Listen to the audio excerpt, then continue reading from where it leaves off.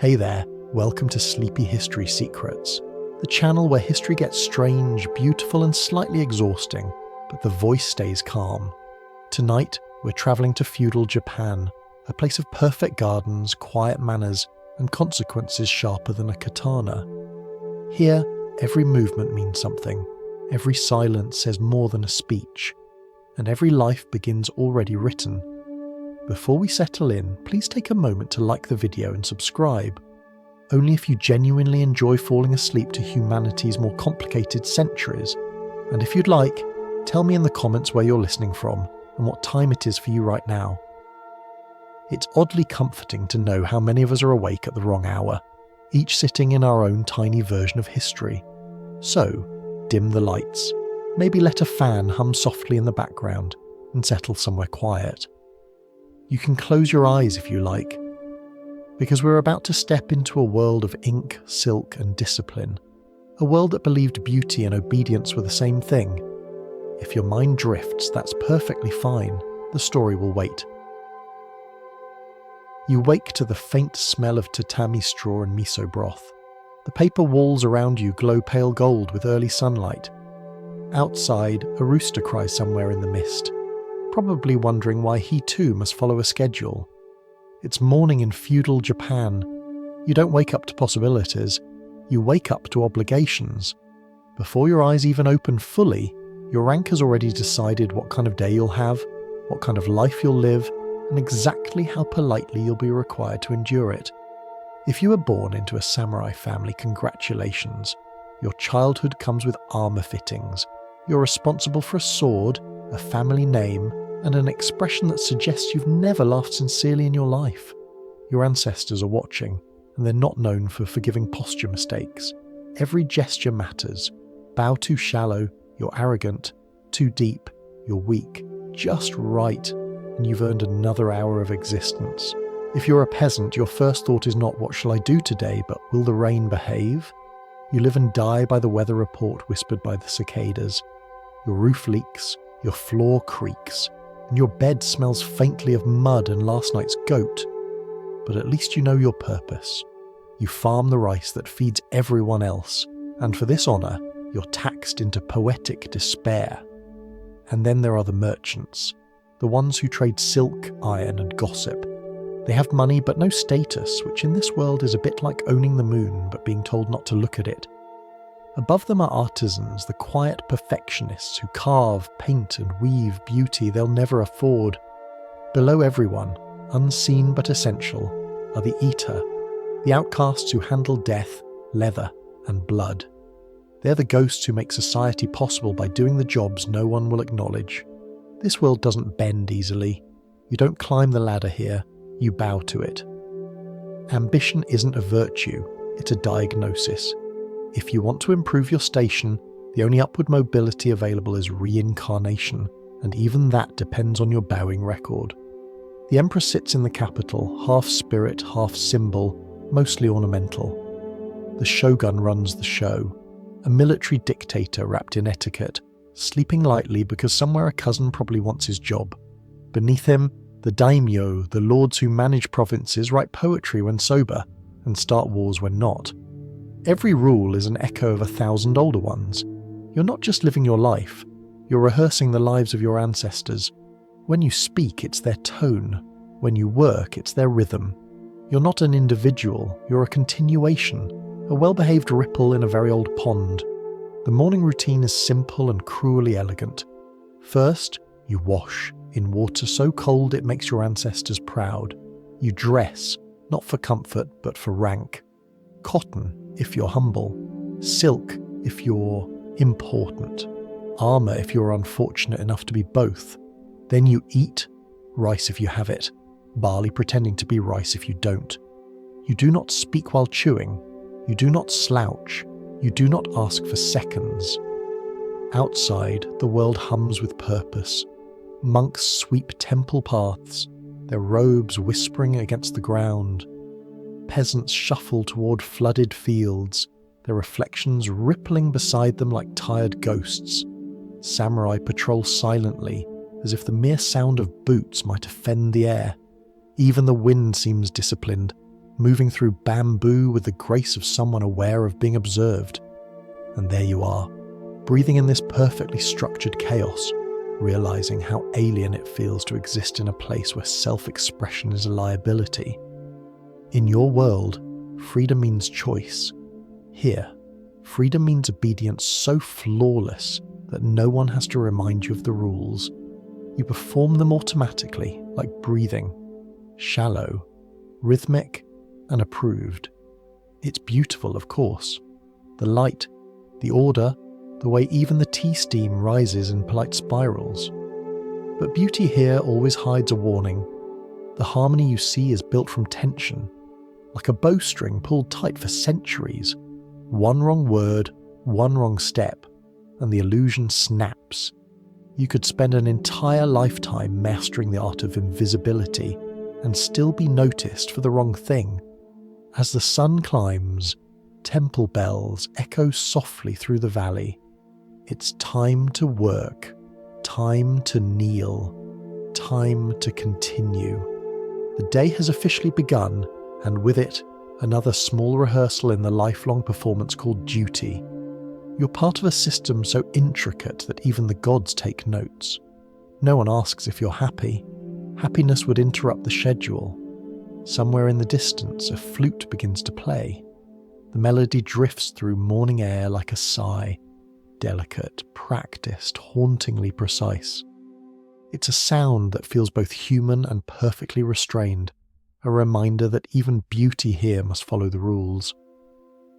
And as you listen, quietly, your mind begins to accept what your heart already suspects. In this world, perfection is possible. It's just very, very expensive. Our quiet exploration now turns toward the people who built this world of obedience, those who learn to survive it by turning discipline into art and art into endurance. Morning deepens. The mist lifts from the paddies, and sunlight slides down the tiled roofs like liquid gold that no one is allowed to touch. The day is awake now, and so are you, which means it's time to remember your place, not metaphorically, literally. Because in feudal Japan, your position in society is a permanent address. You don't move up, you don't move down, you simply polish the rung you were born on. The social order is a work of art, elegant, inflexible, and slightly terrifying. At the top stands the emperor, sacred but mostly ceremonial, like a painting that no one is allowed to dust. Beneath him, the shogun, who actually rules, constantly scanning the horizon for rebellion or relatives. Below the shogun, the daimyo, the lords who govern provinces, collect taxes, and compose poetry about the seasons while quietly plotting against each other. Below them, the samurai, those perfectly dressed warriors who enforce peace through intimidation and perfect grammar. Then come the peasants, the farmers, the rice-bearing backbone of the nation. They are technically respected because they produce food, but this is a bit like admiring the floor for holding up the furniture. Artisans follow next, crafting beauty they'll never own, lacquer boxes, pottery and swords for people who could end their lives by mistake. Below them sit the merchants, who have the audacity to handle money without producing anything tangible. They are tolerated like a necessary sin, wealthy but morally suspect. And finally, below all, invisible but essential, the outcasts, the butchers, tanners and executioners, those who touch death so others can pretend not to see it. You are born into one of these layers and sealed there by custom, law, and fear. There are no promotions, no inspiring success stories, no started from the bottom now we're here. If you try to rise above your rank, you're not ambitious, you're suicidal. Advancement is a cosmic error, corrected swiftly by someone with a sword and too much free time. Even within your class, the hierarchy continues, endlessly subdivided like a bureaucratic nesting doll. Samurai bow to their lords, who bow to the shogun, who bows to history. Merchants bow to customers. Peasants bow to tax collectors. Everyone bows to someone. The entire country is an ecosystem of polite submission. You could map the social structure, but it would look less like a pyramid and more like a staircase that only goes down. What makes it all work is not fear, but faith. The collective belief that obedience is beauty and order is sacred.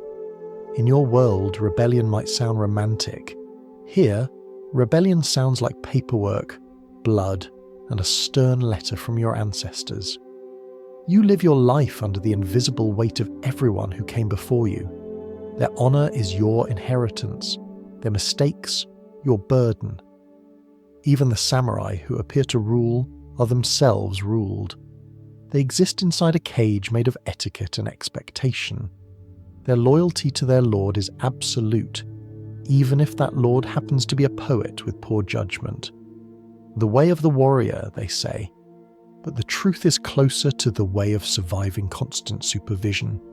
You train, you serve, you bow. Your master's happiness becomes the weather of your life. The peasants fare no better, though their struggles are simpler and more honest. They owe rice, taxes, labour, and quiet gratitude. Their days unfold like the same weary poem, line after muddy line. To question authority is not bravery, it's blasphemy. When the village headman walks by, you bow so, lo you risk drowning in your own reflection. Merchants, meanwhile, navigate a different kind of tension. They're rich, but they can't flaunt it. They must live in homes that look humbler than their savings, and wear clothes that suggest moral modesty. Too much silk and someone might report you for spiritual arrogance. Too little, and your peers will assume bankruptcy. It's an exhausting performance of balance, where the goal is to appear moderately prosperous and emotionally beige. For women, the ladder is even shorter.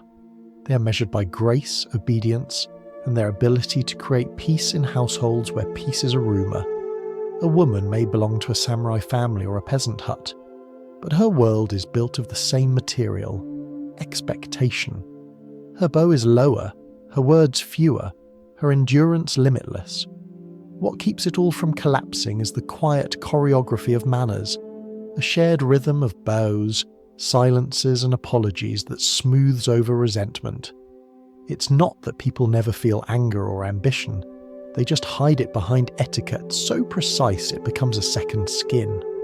The country survives because no one ever says what they really think. Power in this system flows like water. It starts high and trickles down, carrying with it not just responsibility but also blame. If a peasant fails to deliver taxes, his village is punished. If a samurai fails to please his lord, his family's honour erodes. If a lord disobeys the shogun, his castle becomes a smoking hole in the landscape. And even the shogun isn't safe.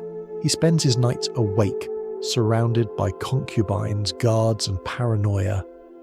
Everyone fears someone. The emperor fears irrelevance. The shogun fears betrayal. The daimyo fear demotion. The samurai fear dishonour. The peasants fear hunger. And the outcasts fear being remembered. It's a complete ecosystem of anxiety disguised as harmony. And yet, it's beautiful. The country runs with the precision of a clock built by monks. Every bow, every title, every layer of obedience keeps the machinery turning. It's cruel, but it's elegant, a civilization of perfect stillness balanced on the edge of chaos. As you stand there, trying to imagine where you'd fit, you begin to sense the truth. You wouldn't. Your modern instincts, the urge to speak freely, to change jobs, to post opinions, would be fatal. In feudal Japan, your individuality would be treated like a stray spark in a dry forest, quickly, quietly extinguished. And yet there's a strange peace in it. No decisions to make, no choices to regret. Just the comfort of knowing your place in a world that values predictability over possibility. The people here sleep soundly, not because they're free, but because they're certain. Certainty, after all, is the most reliable kind of peace. If we follow the thread a little further, we'll find that this certainty extends even to the smallest details, to how people bathe, eat, and breathe. Because in a society built on order, even cleanliness becomes an act of devotion.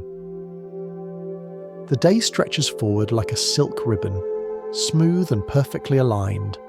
The sun has climbed just high enough to turn the rice fields into mirrors, each reflecting the same pale blue sky, as if even nature knows how to stay consistent. You've already bowed 3 times today, once to your superior, once to the neighbour's shrine, and once to no one in particular, just to stay in practice. Because in feudal Japan, humility isn't a personality trait, it's a survival instinct.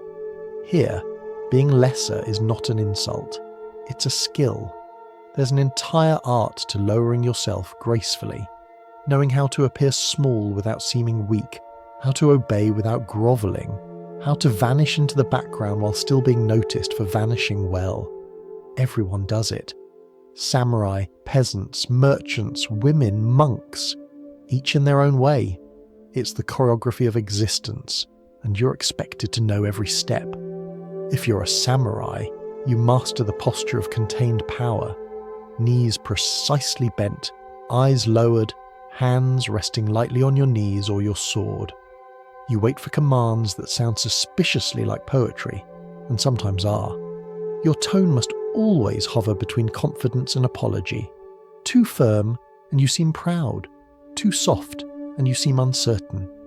You must communicate devotion without enthusiasm, a difficult combination, but essential if you want to die of old age instead of etiquette violation.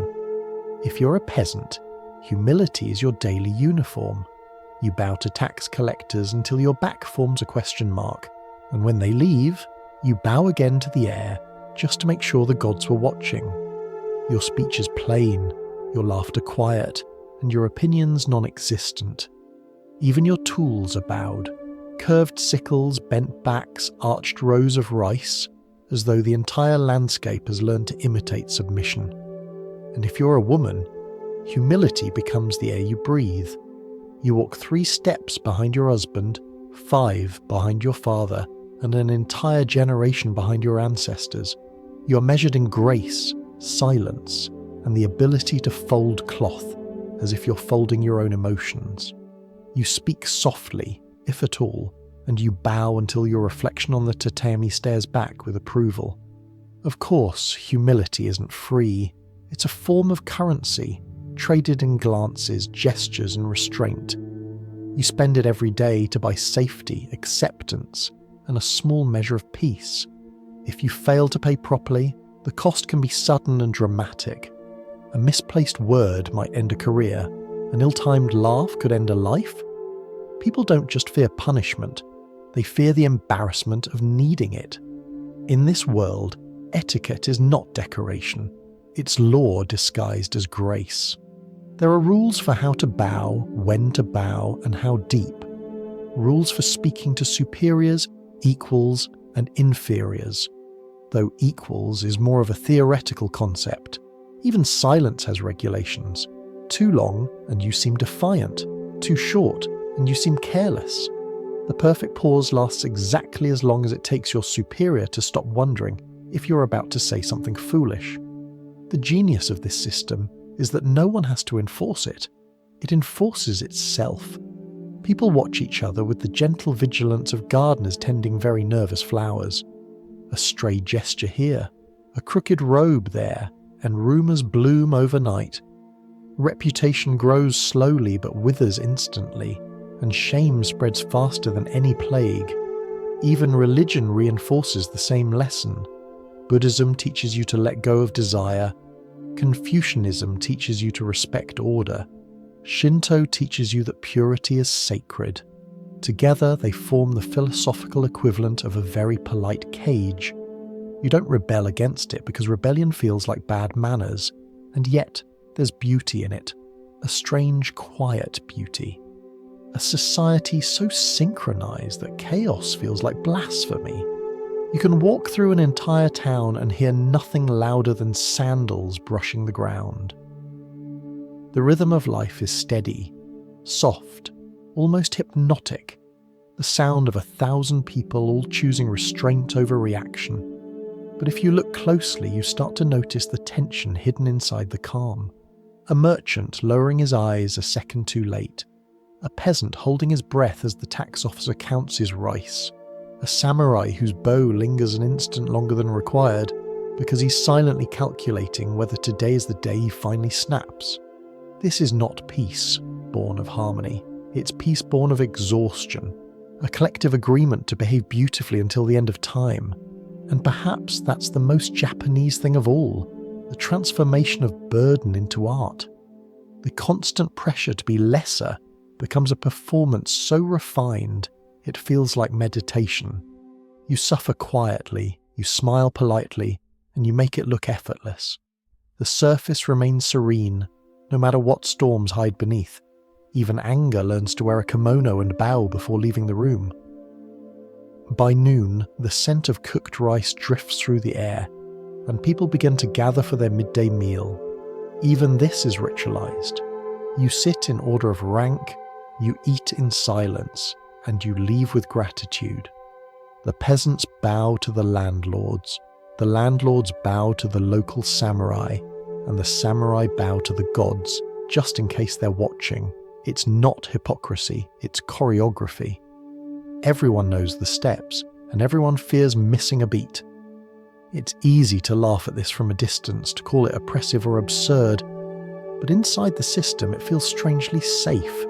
There are no surprises, no uncertainty, no existential crises. Just the quiet satisfaction of fulfilling expectations, one bow at a time. It's a world where humility replaces ambition and stability replaces freedom. You may not be happy, but you are never confused. As the afternoon wind stirs the tall grass, you start to understand the secret, logic beneath it all. To survive here, you must become smaller than yourself, not by losing dignity, but by folding it neatly into obedience. The less of you that shows, the more you belong. It's an equation that sounds bleak, but in practice, it creates something oddly tranquil, a life without the noise of choice. From here, the story opens into the most sacred of these daily rituals, the act of cleansing, both body and spirit. Because in a land where hierarchy shapes the soul, even the simple task of washing becomes a kind of prayer. The afternoon light begins to tilt, spilling gold across the wooden verandas and sliding paper doors. Somewhere a gong sounds, not a warning, not a prayer, just the quiet rhythm of another obligation arriving on schedule. It's the hour of cleansing. In feudal Japan, washing is not about hygiene. It's about worthiness. To be clean is to be seen as moral. To be dirty is to invite suspicion, like walking through a temple with your shoes on. You start with water, always cold. Hot water is indulgent, cold water is discipline. You pour it over your head and gasp softly, because you're expected to maintain grace even while freezing. The shock travels down your spine, but you keep your composure. This isn't about comfort, it's about proof. Proof that you can control your body the way society controls your mind. Soap doesn't exist in your world the way it will centuries later. Instead, you use rice bran mixed with ashes, sometimes sand, sometimes salt. The grains scrape lightly against your skin, a gentle reminder that purity comes from abrasion. The smell is faintly earthy, not pleasant but reassuring, like the scent of moral effort. The peasants clean themselves at rivers, the monks in silence, and the samurai with the precision of soldiers preparing for inspection. Every class has its ritual. For a samurai, cleanliness is a sign of control. His armor shines, his robe unwrinkled, his hair tied in a knot so perfect it could survive a battle. The sword is polished daily, partly for readiness, partly because neglecting it would suggest mental decay. Dirt, after all, is not just physical, it's symbolic. A speck of dust on your armor might as well be a stain on your honor. For the peasants, washing is more practical, but no less sacred. The fields are muddy, the water scarce, yet every evening they scrub their hands, faces and feet before entering their huts. The body must not bring the dirt of labour into the space where ancestors dwell. A home may be small, its roof leaking, its air thick with smoke, but it is still a shrine to endurance. You step inside only after washing away the evidence of suffering. And then there are the communal baths, the sento, where the lines between social ranks blur just enough to remind everyone of their shared humanity. Wooden tubs steam beneath bamboo roofs, the water cloudy with minerals and humility. Men and women bathe, separately, though in smaller villages the boundary is a suggestion. There's a soft chorus of splashes, murmurs, and polite avoidance of eye contact. No one speaks loudly. You wash, rinse, soak, and leave clean in both body and conscience. For the women, bathing carries another layer of ceremony. Before entering the water, they comb their hair with camellia oil until it gleams like lacquered wood. The scent mixes with steam, creating an atmosphere of floral discipline. Their skin must be flawless, their movements slow and precise, a silent dance of self-maintenance performed for no audience but the gods of propriety.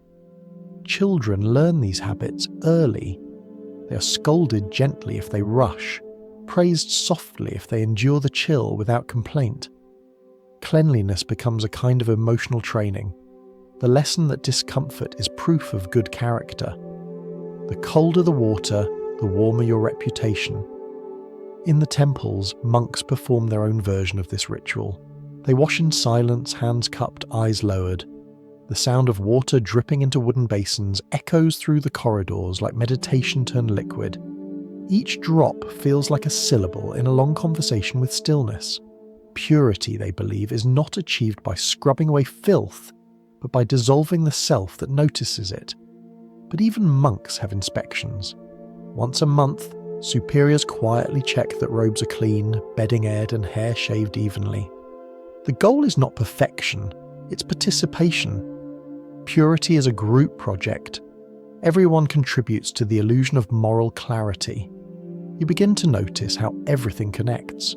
The architecture helps, paper walls that let in air but not secrets, sliding doors that whisper instead of slam, tatami floors that demand bare feet. The design itself enforces cleanliness. Even the sound of a careless step becomes a reminder to tread softly. Dust here isn't just an inconvenience, it's an intruder. And behind all this cleansing is a quiet fear, the fear of contamination, not only from dirt but from disorder. To be unclean is to be unpredictable. A smudge on your sleeve hints at a crack in your discipline, a sign that you might think too freely. Cleanliness becomes a language, a way of declaring allegiance to order. You don't wash because you're dirty, you wash because you're loyal. This devotion to purity extends even into death. When someone dies, the body is washed, dressed, and arranged with exquisite care. The hair combed, the nails trimmed, the robe folded just so. Death, too, must look tidy. You depart the world as politely as you entered it, and so, washing becomes worship, not of gods, but of control, the belief that everything, even the body, can be managed into perfection. The water reflects this philosophy, clear, cold, obedient. You pour it again, watching ripples spread across the surface, each one a small act of surrender. You think of how strange it is, in your world, to associate cleanliness with anxiety. Here it's the opposite. The cleaner you are, the calmer the day feels. By now the sun has lowered behind the pines and the air has changed. You smell smoke, miso, and wet earth. The villagers prepare for evening, their work nearly done. You step back from the bath, wrap yourself in a simple robe, and sit quietly on the veranda. The wood beneath you is still warm from the day. Somewhere, a cricket begins to sing, a single sound repeating like a mantra. You feel the fatigue of ritual, the strange serenity of repetition. The body is clean, but the mind still hums with the discipline of it all. Every drop of water has reminded you who you are, or rather who you're expected to be. There's peace in that. A peace so controlled it could almost be mistaken for holiness. As the last light fades, Lanterns begin to glow. People bow once more, to neighbours, to shrines, to the setting sun. The air carries the faint scent of camellia and ash. You understand at last what cleanliness really means here. It's not about washing away dirt, it's about washing away doubt. The trail of our story now leads us gently toward the people who carry this discipline into every part of their existence. Those who wield power, loyalty, and fear with equal precision. The samurai, whose armour gleams as brightly as their uncertainty. The air changes when you step into the world of the samurai. It feels heavier somehow, as if made of older oxygen. Every movement here carries weight, not because someone is watching, though they always are, but because centuries of discipline hang in the air like invisible armour. Even silence feels polished.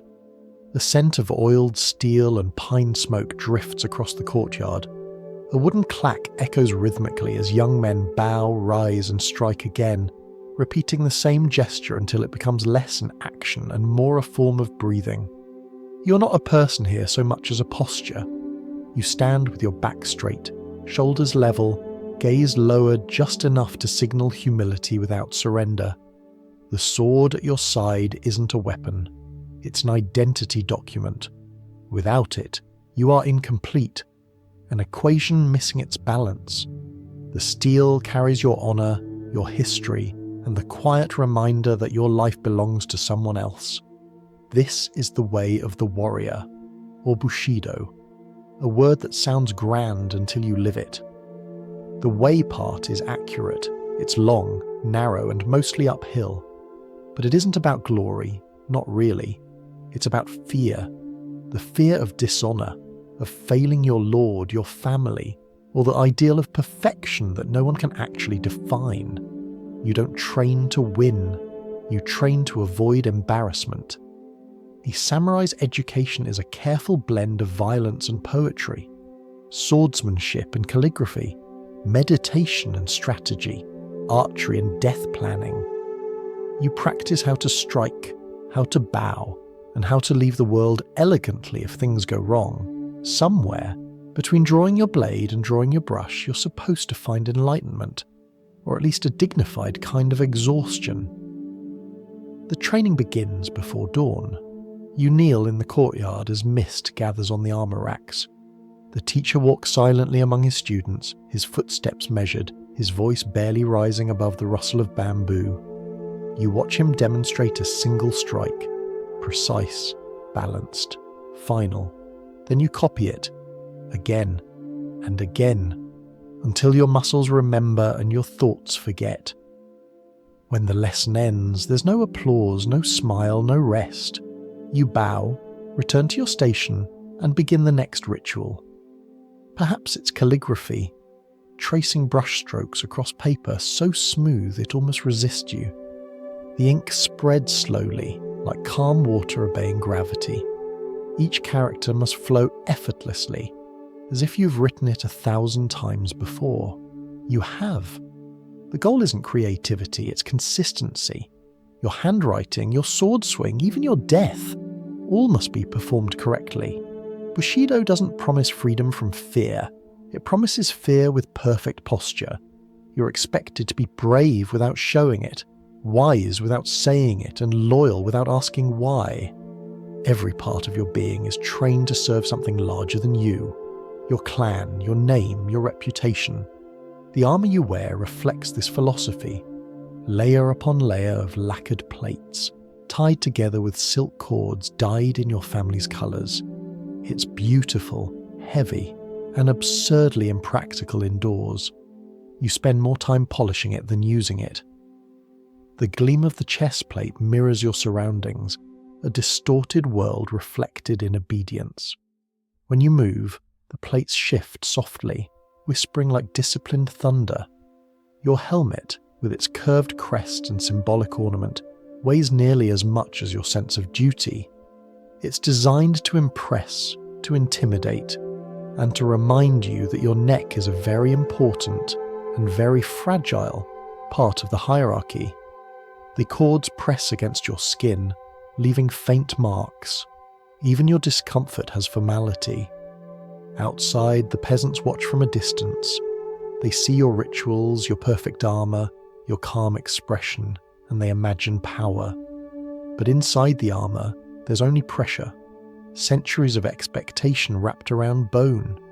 You stand tall because you have no choice. You endure because stopping would be impolite. At night, after drills and duties, you sit beneath a paper lantern and write poetry. This, too, is mandatory.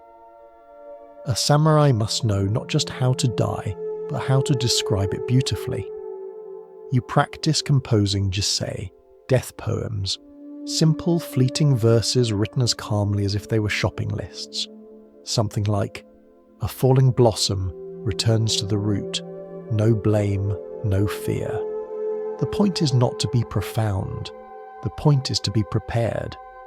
And then there's seppuku, the final ritual of accountability, known softly as the formal exit. It's considered the ultimate act of sincerity, a way to erase failure through precision and pain.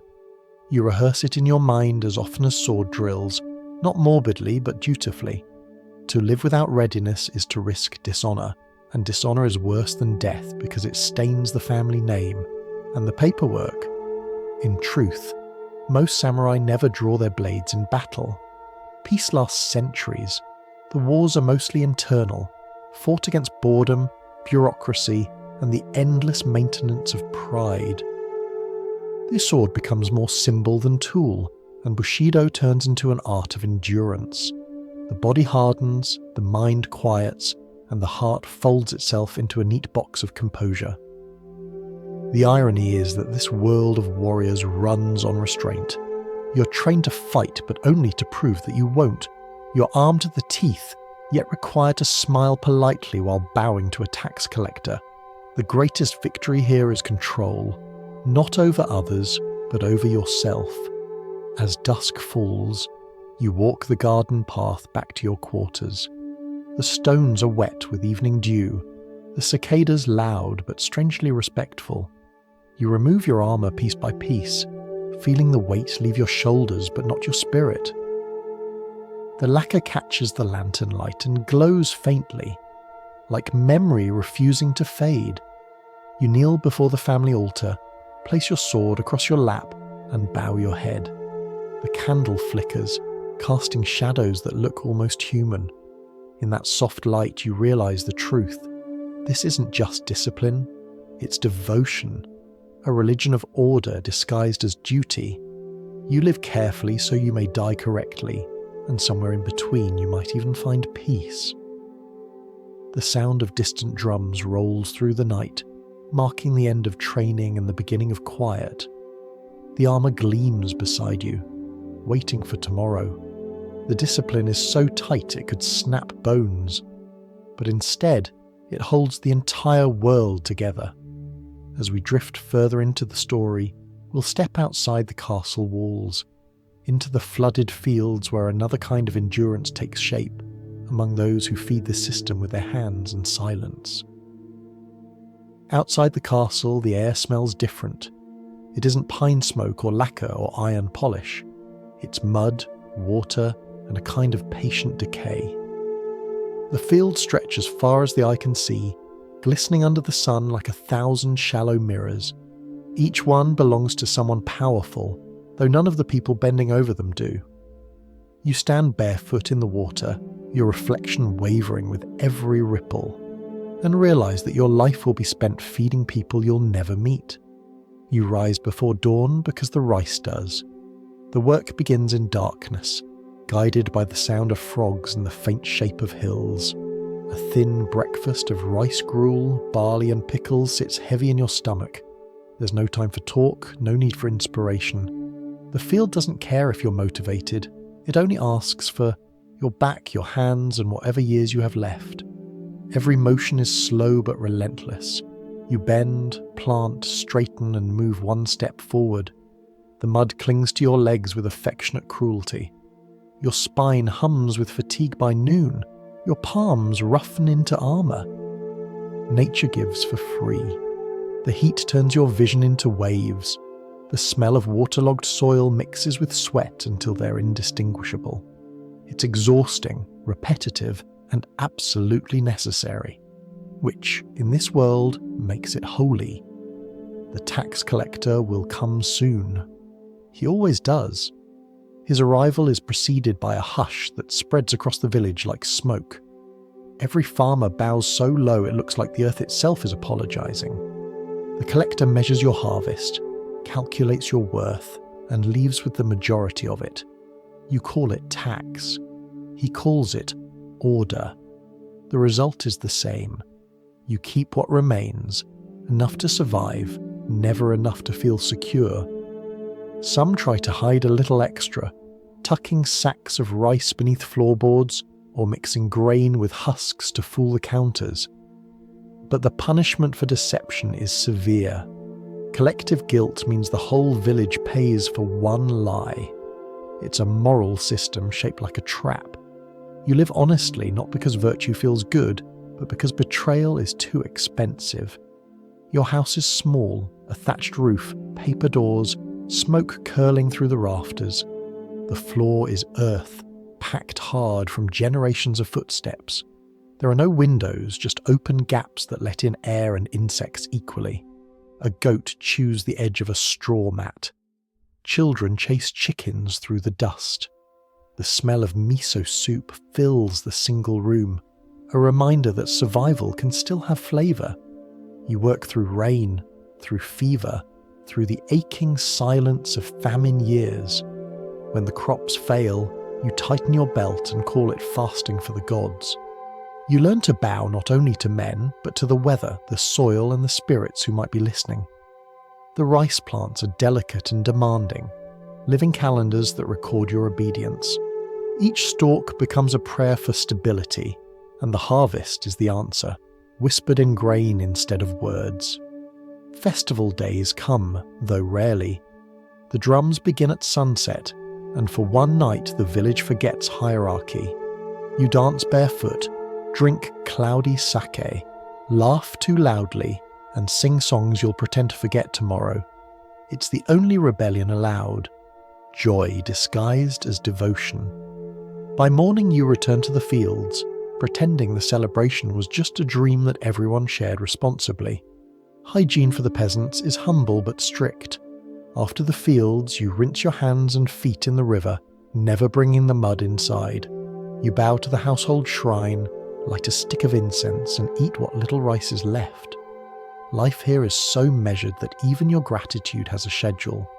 When you sleep, you dream not of wealth, but of a season without floods. Sometimes, you catch sight of samurai riding by on this raised road. They glide past like myths, armour gleaming, expressions unreadable. You bow automatically, eyes fixed on the ground. For a moment, your reflection in the puddle meets theirs in the polished steel. Two worlds separated by a heartbeat, one by duty, the other by necessity. You tell yourself it's balance, though it feels more like gravity. Peasants are often described as the foundation of the nation. It's true, in the same way that the ground is the foundation of a castle. You hold everything up, but no one wants to stand where you do. The stability of the empire rests on your exhaustion, and you bear it quietly because the alternative is unthinkable. Rebellion exists, whispered in backrooms, but most prefer to pray instead. The gods are less violent than soldiers, and yet there's a strange dignity in the routine.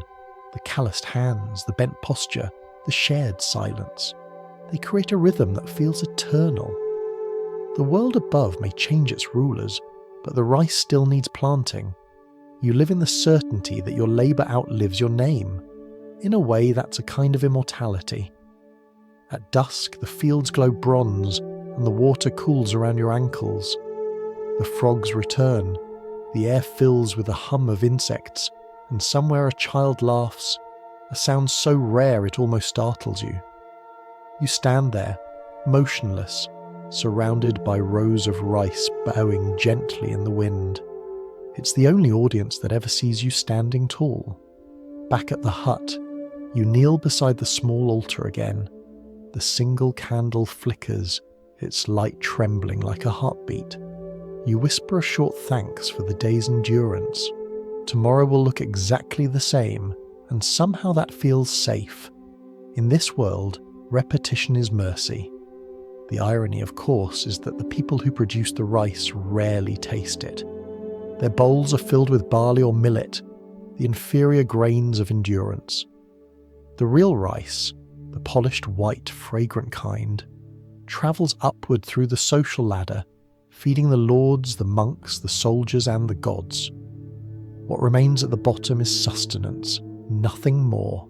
You are quite literally the foundation of the nation, and also the floor everyone walks on.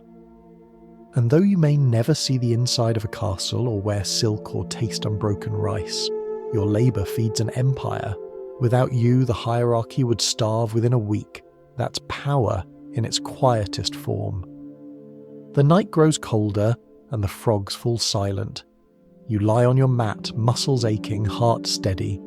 You have done your part. The rice will grow, the taxes will come, the sun will rise again. And for one more day, the country will remain perfectly balanced on your bent back. From here, the story carries us gently from the flooded fields to the narrow kitchens and smoky hearths, places where nourishment becomes another act of discipline, and even hunger learns to bow. Evening settles in with the slow patience of steam rising from a pot. The village glows faintly from oil lamps and open fires, the air thick with smoke and the quiet crackle of wood. Inside each hut, a few bowls wait on a low table, arranged with care that looks almost ceremonial. In feudal Japan, food is never just food. It's a statement, a test, a mirror of discipline. It says, you survived another day and you did it politely. You sit cross-legged on the floor, the smell of miso and barley filling the room. The meal is simple. A small bowl of rice, if fortune smiled, or more likely barley pretending to be rice. Beside it, a few pickles for colour, maybe a slice of dried radish, maybe a scrap of salted fish if the gods have been generous. The soup is thin, more suggestion than substance, flavoured with hope and a pinch of soy. It's warm at least, and that's enough. There's no talking while you eat. The rhythm of chewing replaces conversation. Silence has taste here, faintly smoky, faintly humble. You lift the bowl with both hands, a gesture of gratitude and caution. Dropping a single grain of rice would feel like a small moral failure. Each bite carries the weight of work, of taxes, of weather. You chew slowly, not for pleasure, but for precision. For the peasants, meals are survival. For the samurai, they are restraint. The same bowl of rice holds two different lessons. The farmer eats to endure. The warrior eats to demonstrate control. A samurai's breakfast might consist of the same rice, but served neatly, portioned perfectly, with enough elegance to remind him he's above the mud. He eats last, after his lord, and bows before the food as if greeting an old rival. Monks eat differently still, silently, rhythmically, with the steady calm of people who have stopped pretending that hunger is temporary. Their bowls are simple, wooden, unadorned. They eat what's placed before them without complaint, even when it's cold. The discipline isn't in the flavour, it's in the acceptance. You begin to notice how food here is less about the body and more about the spirit. Appetite is something to master, not indulge. To eat greedily would mean losing face, which is worse than losing appetite. You're not supposed to enjoy it too much, or too little. The perfect reaction is quiet appreciation, followed by the faintest sigh, the sound of being nourished just enough to continue your duties.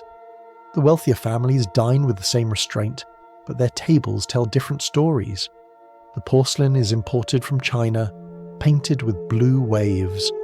The dishes are small, precise, arranged like short poems. Slices of grilled eel, a dab of wasabi, a bit of egg custard. The beauty lies not in abundance, but in balance. You eat with your eyes before your mouth. The portions are tiny, yet the etiquette enormous. And then, of course, there is the tea. You'd think something as harmless as tea would offer relief, but in Japan it's a sport for the soul. The tea ceremony, or shanoyu, is both meditation and performance. You kneel on tatami mats as the host prepares powdered green tea with gestures as deliberate as brushstrokes. Every sound is choreographed. The soft whisking, the pouring of water, the faint click of the cup against the tray. The air itself feels measured. When the bowl is passed to you, you turn it slightly before drinking, to avoid touching the side your host's lips have touched. You sip, not gulp, and breathe through the nose. The flavour is bitter, grassy, astringent, a taste that demands respect more than enjoyment. The point isn't to like it. The point is to prove that you can appreciate something without needing it to please you. You think of your world, where food is celebration, indulgence, creativity. Here, it's humility in a bowl. Even abundance must apologise for existing. The cook bows to the diner to the cook, and both to the food. By the end of the meal, the hierarchy has been reinforced so smoothly it feels almost nourishing. In the colder months, stews bubble quietly in clay pots, made of whatever survived the last harvest. Turnips, burdock root, bits of tofu or seaweed. The smell fills the house with warmth that the walls can't keep out. Children crowd close, eyes wide, bowls ready. For a brief moment, everyone is equal, warmed by the same modest miracle. And then, when the pot is empty, the silence returns, and the illusion of equality dissolves like steam. Sometimes you catch a faint laugh from another hut, a moment of rebellion against the monotony of hunger. Maybe someone added too much salt. Maybe someone spilled miso on their sleeve. Small things become large amusements when everything else is rationed. Even mistakes have flavour. There's a kind of peace in these routines. The sameness of meals, the modesty of ingredients, the soft repetition of gratitude. They all keep chaos at bay. You never have to ask what's for dinner. You already know. In that certainty lies comfort. The body may ache, but the mind stays orderly. When you finish eating, you place your chopsticks parallel across the bowl. You bow slightly to the food, a quiet thank you to what remains and what's gone. The bowls are washed immediately, dried by firelight, and returned to their place. Cleanliness follows every action, even hunger. Later, as you step outside, you smell smoke and soy on the breeze. The moon hangs low over the fields, round and pale, like a polished bowl itself. Somewhere, a samurai sits in a high house, drinking tea under the same moon, tasting the same bitterness for different reasons. The gap between you and him is enormous, yet the sound of swallowing is the same. In this world, food doesn't unite, it reminds. Every bite tells you who you are and where you belong. Hunger becomes habit, restraint becomes flavour, and satisfaction, when it comes, arrives quietly, like steam fading into night air. If we follow the thread a little further, we'll find that this restraint doesn't end at the table. It travels into every seam and fold of fabric, shaping how people present themselves to the world, how obedience becomes visible, and even clothing learns to bow. Morning begins again, and the light arrives softly, as if even the sun knows to remove its shoes before entering. You can tell what kind of day it will be simply by looking at what people wear. In feudal Japan, clothing is not comfort, nor expression, nor whim. It is architecture. Fabric builds social walls higher than stone ever could. You don't put on garments here, you put on identity. For the samurai, dressing is an act of discipline. His robe, the kimono, first falls in exact folds, tied with a wide belt called an obi, secured like a quiet promise. The fabric is silk, but the colours are restrained. Deep blues, dark greens, sober greys. Anything too bright risks the accusation of vanity. His sword hangs at his left side because every other position would be historically incorrect. He moves carefully, aware that the swing of his sleeve communicates more than his words ever could. When he bows, the silk whispers like a sigh that has been rehearsed for generations. The peasants dress differently, though no less meaningfully. Their world is cotton and hemp, cloth dyed with indigo or brown, the colours of humility and soil. Their clothes are patched, repaired, repurposed. A tear is not a flaw but a memory.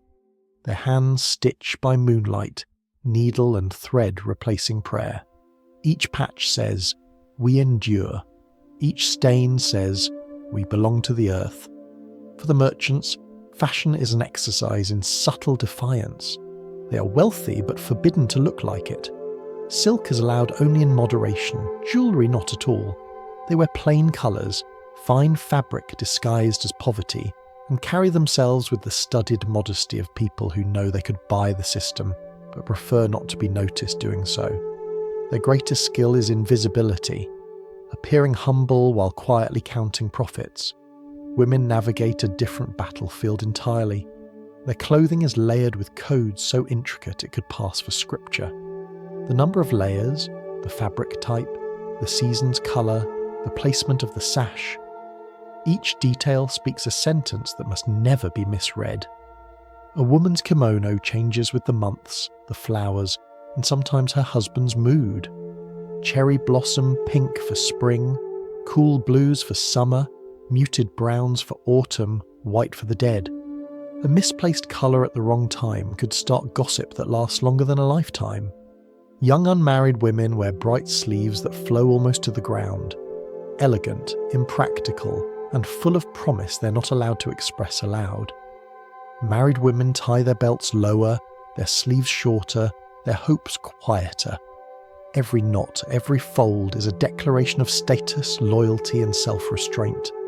The silk may shimmer in the candlelight, but the rules never loosen. There are sumptuary laws, written and unwritten, that dictate who may wear what. Only certain ranks can wear gold thread embroidery, only certain families can use particular patterns, and only nobles may display family crests in public. Tailors act as both craftsmen and gatekeepers, their workshops doubling as moral checkpoints. Even beauty must file the proper paperwork. And yet, despite all the restrictions, Japanese clothing has a quiet genius. Every layer serves both form and function. The overlapping robes trap heat in winter and allow airflow in summer. The gita, those wooden sandals that elevate your feet above the mud, make walking a rhythmic percussion, a subtle soundtrack of propriety. The fan tucked into the obi is not merely decoration. It's a survival tool for conversation, something to hide behind, to signal with, or to drop gracefully at the right dramatic moment. You watch as women step across the wooden veranda, their movements small, deliberate, controlled. The sound of silk brushing against silk is like distant rain. Each motion rehearsed until natural, each step proof that elegance is just discipline performed beautifully. Clothing here doesn't express emotion, it replaces it. Even monks sworn to simplicity wear robes dyed with muted saffron or ash. The fabric is coarse, the fit loose, the purpose clear, to erase distinction. The absence of vanity becomes its own uniform. They shave their heads to remove distraction, as if humility is best practiced without hair. Children are dressed like smaller versions of their parents, tiny echoes of obedience. On festival days, their robes are brighter, their patterns playful, but the cut remains the same, as if even joy must follow regulations. They learn early that every thread carries meaning. A misbuttoned collar might not end your life, but it could certainly end your peace of mind. There is a deeper logic beneath all this fabric, the belief that harmony depends on visible order. The world must look composed, even if it isn't. Your clothes speak before you do, reminding everyone how to treat you, how to bow, how much space you're allowed to occupy. It's communication through cotton and silk. The wrong choice is a social misfire, the right one, a silent symphony. And beneath the surface, there's irony. You might imagine that a society so obsessed with appearance would breed vanity, but the opposite is true. When everyone follows the same codes, individuality evaporates. The beauty lies in the uniformity, a visual serenity that replaces chaos with coordination. It's fashion as obedience, and obedience as art. At night, garments are hung carefully, folded with precision. The samurai's robe lies beside his sword. The merchant's tunic rests neatly on a chest of ledgers. The peasant's cotton dries by the fire, absorbing the smoke that will cling to it by morning. The smell of wood and sweat lingers, human and honest. The next day, the ritual begins again. Dressing is living. Undressing is a brief return to freedom. In your world, clothing might express rebellion, creativity, mood. Here it expresses correctness. It keeps society stitched together, one fold at a time. The stitches hold more than fabric. They hold the illusion that everyone knows their place, that harmony can be worn like armour. As the lamps fade and the houses grow quiet, you begin to sense that every layer, silk, cotton, hemp, serves the same invisible master, order. Even the colours bow to the seasons, as if the entire country is wearing a shared calendar. And somewhere within all this stillness, the human desire to be seen wrestles with the equally strong desire to disappear. Our quiet exploration now turns toward the classrooms, the ink-stained fingers, and the disciplined minds that keep this order alive. Because in a world built on obedience, education isn't liberation, it's rehearsal. Morning in the classroom begins the same way as every ritual here, with stillness. The sound of sandals stops at the threshold. No one speaks until the teacher does, and the teacher rarely wastes breath. You kneel on the tatami, brush in hand, the faint smell of ink and pine wood heavy in the air. Outside, the crows are loud. Inside, the children are not. In feudal Japan, learning is not a path to freedom. It is a rehearsal for obedience. Education depends on who you are. If you're born a samurai's son, you begin your lessons almost as soon as you can walk without tripping over your sword belt. The first subjects are not numbers or letters, but posture and silence. You learn how to bow to the scrolls before reading them, how to hold a brush without pride, how to write with humility. Every stroke of ink is both a word and an apology. You copy Chinese classics, Buddhist maxims and Confucian ethics until your wrist aches, and your handwriting resembles your father's, which is the entire point. Originality is a kind of failure here. Later you study strategy, poetry and etiquette. You read the Book of Rites, which explains in gentle but firm detail how to exist correctly. You recite moral proverbs about loyalty, modesty, and the futility of asking questions. The lessons are simple and profound. Obey, endure, repeat. At the end of the day, your calligraphy sheet is examined for spiritual accuracy, not beauty. Each character must stand straight and calm as if performing a bow. If you are the son of a merchant, your education is more practical. You learn arithmetic, accounting, and the sacred geometry of profit. You memorize the price of rice in different provinces, the quality of silk by touch alone, the polite phrases that make a deal sound like a compliment. Your writing must be quick and clear, like a shopkeeper's smile. For you, knowledge is currency, a tool, not a philosophy. You're trained to serve the system by keeping it solvent. The artisans learn through their hands.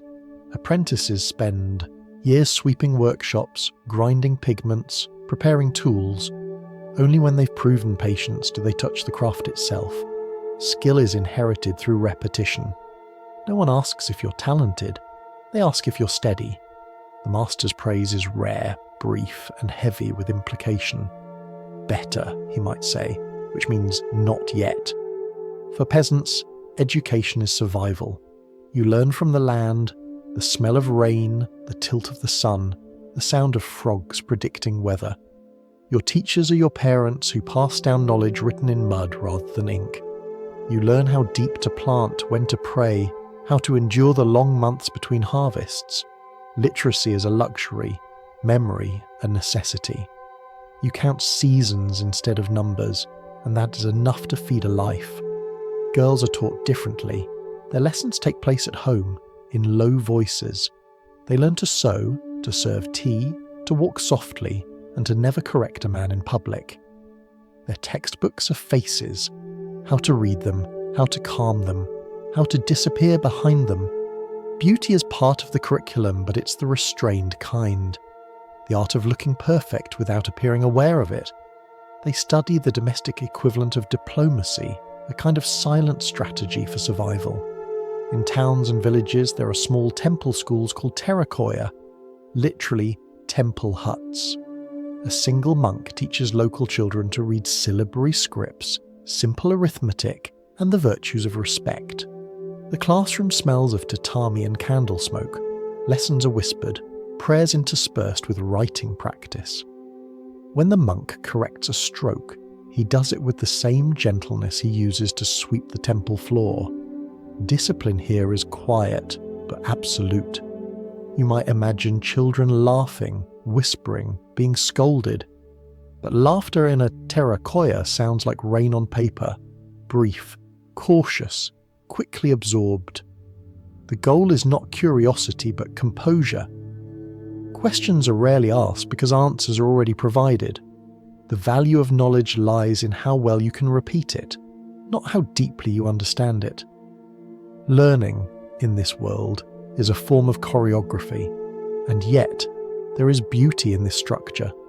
The ink glides across paper like thought turned visible. The calligraphy brushes make soft scratching sounds that resemble distant waves. The repetition itself becomes soothing, a rhythm of control. You begin to sense why silence feels sacred here. It leaves room for perfection to echo. The teacher moves among the students, correcting postures with a tap of the brush handle. Sit straighter, the gesture says. Think quieter. The lesson isn't about letters, it's about patience. The brushstroke must end where it began, with no tremor, no excess. The line is a metaphor for life, firm, continuous, restrained. Outside, the wind rustles the paper screens, carrying the smell of ink and rain. The students bow to close the lesson. Their voices rise together in a single recitation, a Confucian verse about duty and gratitude. The sound is soft but perfectly in unison, like the hum of bees, then silence again. By the time you leave, your knees ache from kneeling, your fingers are stained black, and your thoughts have been neatly folded into obedience. You feel lighter, quieter, slightly erased, and somehow that's considered progress. At home, you bow to your parents, to your elders, to the family altar. You eat quietly, wash your bowl, and study by candlelight. The wax drips slowly, each drop marking the seconds of self-improvement. Knowledge here isn't meant to open minds, it's meant to smooth them.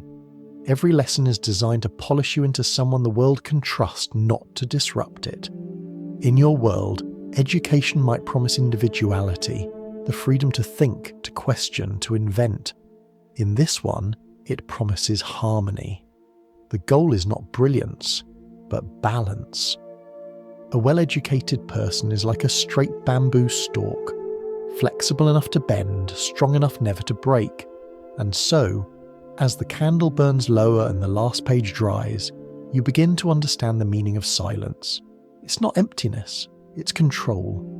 The absence of noise here isn't the lack of thought, it's the perfection of it.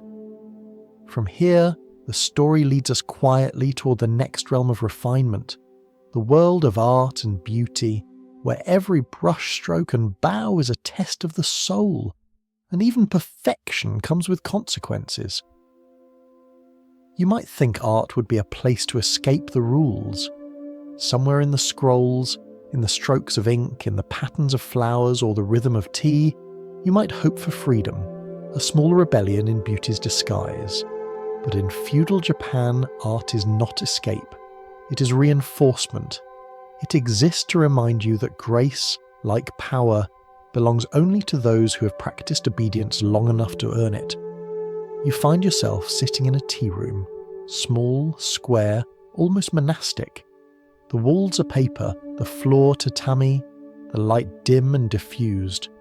The scent of roasted tea leaves mingles with cedar and the faint smoke of incense. A single flower rests in a vase, slightly imperfect, which means it's exactly right. Everything here is intentional. The silence isn't absence, it's concentration. Your host moves like water poured into a specific shape. Every gesture is precise, deliberate, and slightly terrifying. He folds a cloth to wipe the tea bowl, each motion repeated with the kind of care usually reserved for surgery or confession. The bamboo whisk swirls through the green powder, soundless but rhythmic, like breath turned visible. You realise the ceremony is not about the tea, it's about the choreography. The liquid is merely an excuse for human beings to prove how well they understand calm. When the bowl reaches you, you bow, turn it gently, and drink. The flavour is bitter, a kind of earthy humility that lingers longer than comfort should. You place the bowl down in the same spot where it was offered, rotated precisely so that the design faces your host again. One misplaced movement could undo hours of harmony, and that is the point. The tea ceremony is a moral test disguised as hospitality. It measures not your wealth, but your restraint. Do you rush? You lack respect. Do you hesitate? You lack grace. Do you perform perfectly? Now you're showing off. The ideal guest, like the ideal citizen, disappears into the process. You exist just enough to keep the pattern alive. The same logic governs every other art. In calligraphy, each brushstroke reveals your state of mind. Too firm and you're arrogant. Too faint and you're weak. A flawless line is suspicious. A trembling one, sincere. The brush, the masters say, does not lie. Which is another way of saying that your handwriting could ruin your reputation faster than gossip ever could. In flower arrangement, or ikebana, you're not allowed to simply make something beautiful. The flowers must obey the cosmic geometry of heaven, earth, and humanity. One tall stem, one shorter, one smallest, balanced by asymmetry, harmony through restraint. You must prune life into order. Too many blooms and it's vulgar. Too few and it's lazy. Every blossom whispers a sermon on modesty. Even gardens obey laws. Stones are placed to suggest mountains. Sand is raked into waves that must never touch the rocks. The gardener doesn't create nature, he corrects it. You could say that perfection here is not found in freedom, but in the illusion of control over chaos. The raked lines must always look effortless, which means someone has been sweating at dawn to maintain the appearance of tranquility. For the samurai, these arts are not hobbies but spiritual maintenance. Between wars, or more often between paperwork, they practice painting, poetry, and flower arrangement as antidotes to anger. A lord who pours tea too violently might not be trusted with a sword. The discipline that governs killing also governs beauty. The difference is the sound. Merchants too learn aesthetics as a form of camouflage. They collect scrolls, ceramics, and screens, not to show wealth, but to show restraint. Owning a great painting is dangerous unless you act humble about it. Art is performed humility, a visible signal that you understand your place, even when surrounded by splendour. Women master another kind of artistry, the quiet theatre of the home. A wife arranges her household like a composition. The placement of the lamp, the folding of the bedding, the scent of plum incense after visitors leave. Everything carries meaning. If your husband's mood improves, your composition succeeds. If not, you rearrange the flowers and try again. For artists themselves, the painters, the poets, the calligraphers, life is equally narrow and exacting. Creativity is tolerated only within the lines of tradition. Innovation is permitted, but not visible. A true master changes the rules without anyone noticing. His signature is not rebellion, but refinement. You begin to see how beauty here is not pleasure, but precision, It requires patience, silence, and the willingness to disappear behind your own work. You don't express yourself through art. You express the world's order through you. Each act of creation is a bow in a different direction, toward the past, the ancestors, the unspoken agreement that perfection is worth suffering for. And yet, for all its restraint, there's something deeply moving about it. The simplicity, the focus, the sense that meaning hides inside the smallest detail. A single stroke of ink, a ripple in sand, a petal left to fall naturally on a polished floor. The world outside may be full of hierarchy and hunger, but inside these quiet spaces even control begins to shimmer like a kind of peace. You sip the last of your tea. The bitterness fades, replaced by warmth. The ceremony ends not with applause but with another bow. The host smiles faintly, and for a brief moment you glimpse sincerity, something raw and human beneath the layers of ritual. Then it's gone, folded back into the stillness. You step outside, the air cool against your face. The sound of your getter sandals clicks softly on the stones. The garden glows under a wash of moonlight, each leaf placed by design, each shadow perfectly rehearsed. And you think, with a weary kind of admiration, that even the moon here seems to rise on time. The path now carries us toward those who live within these layers of grace and confinement. The women who turn silence into language, patience into strength, and beauty into endurance. The morning begins with soft footsteps and quiet rustling, the sound of fabric being folded into submission. In feudal Japan, a woman's day starts not with decisions but with alignment. Every layer of her kimono, every strand of hair, every step from the bed to the veranda is part of a lifelong conversation with expectation. You wake before your husband, before the sun, before anyone can notice you're human. Your hands move automatically. The robe slides over your shoulders with the faint hiss of silk. Your sash ties into its precise knot, and your hairpins click softly into place. You are a shape in motion, defined by how well you maintain stillness. The air smells faintly of camellia oil and rice powder, the perfume of endurance. In this world, a woman's value is measured not by what she says, but by how gracefully she doesn't say it. Words can tilt the delicate balance of harmony. Silence keeps it steady.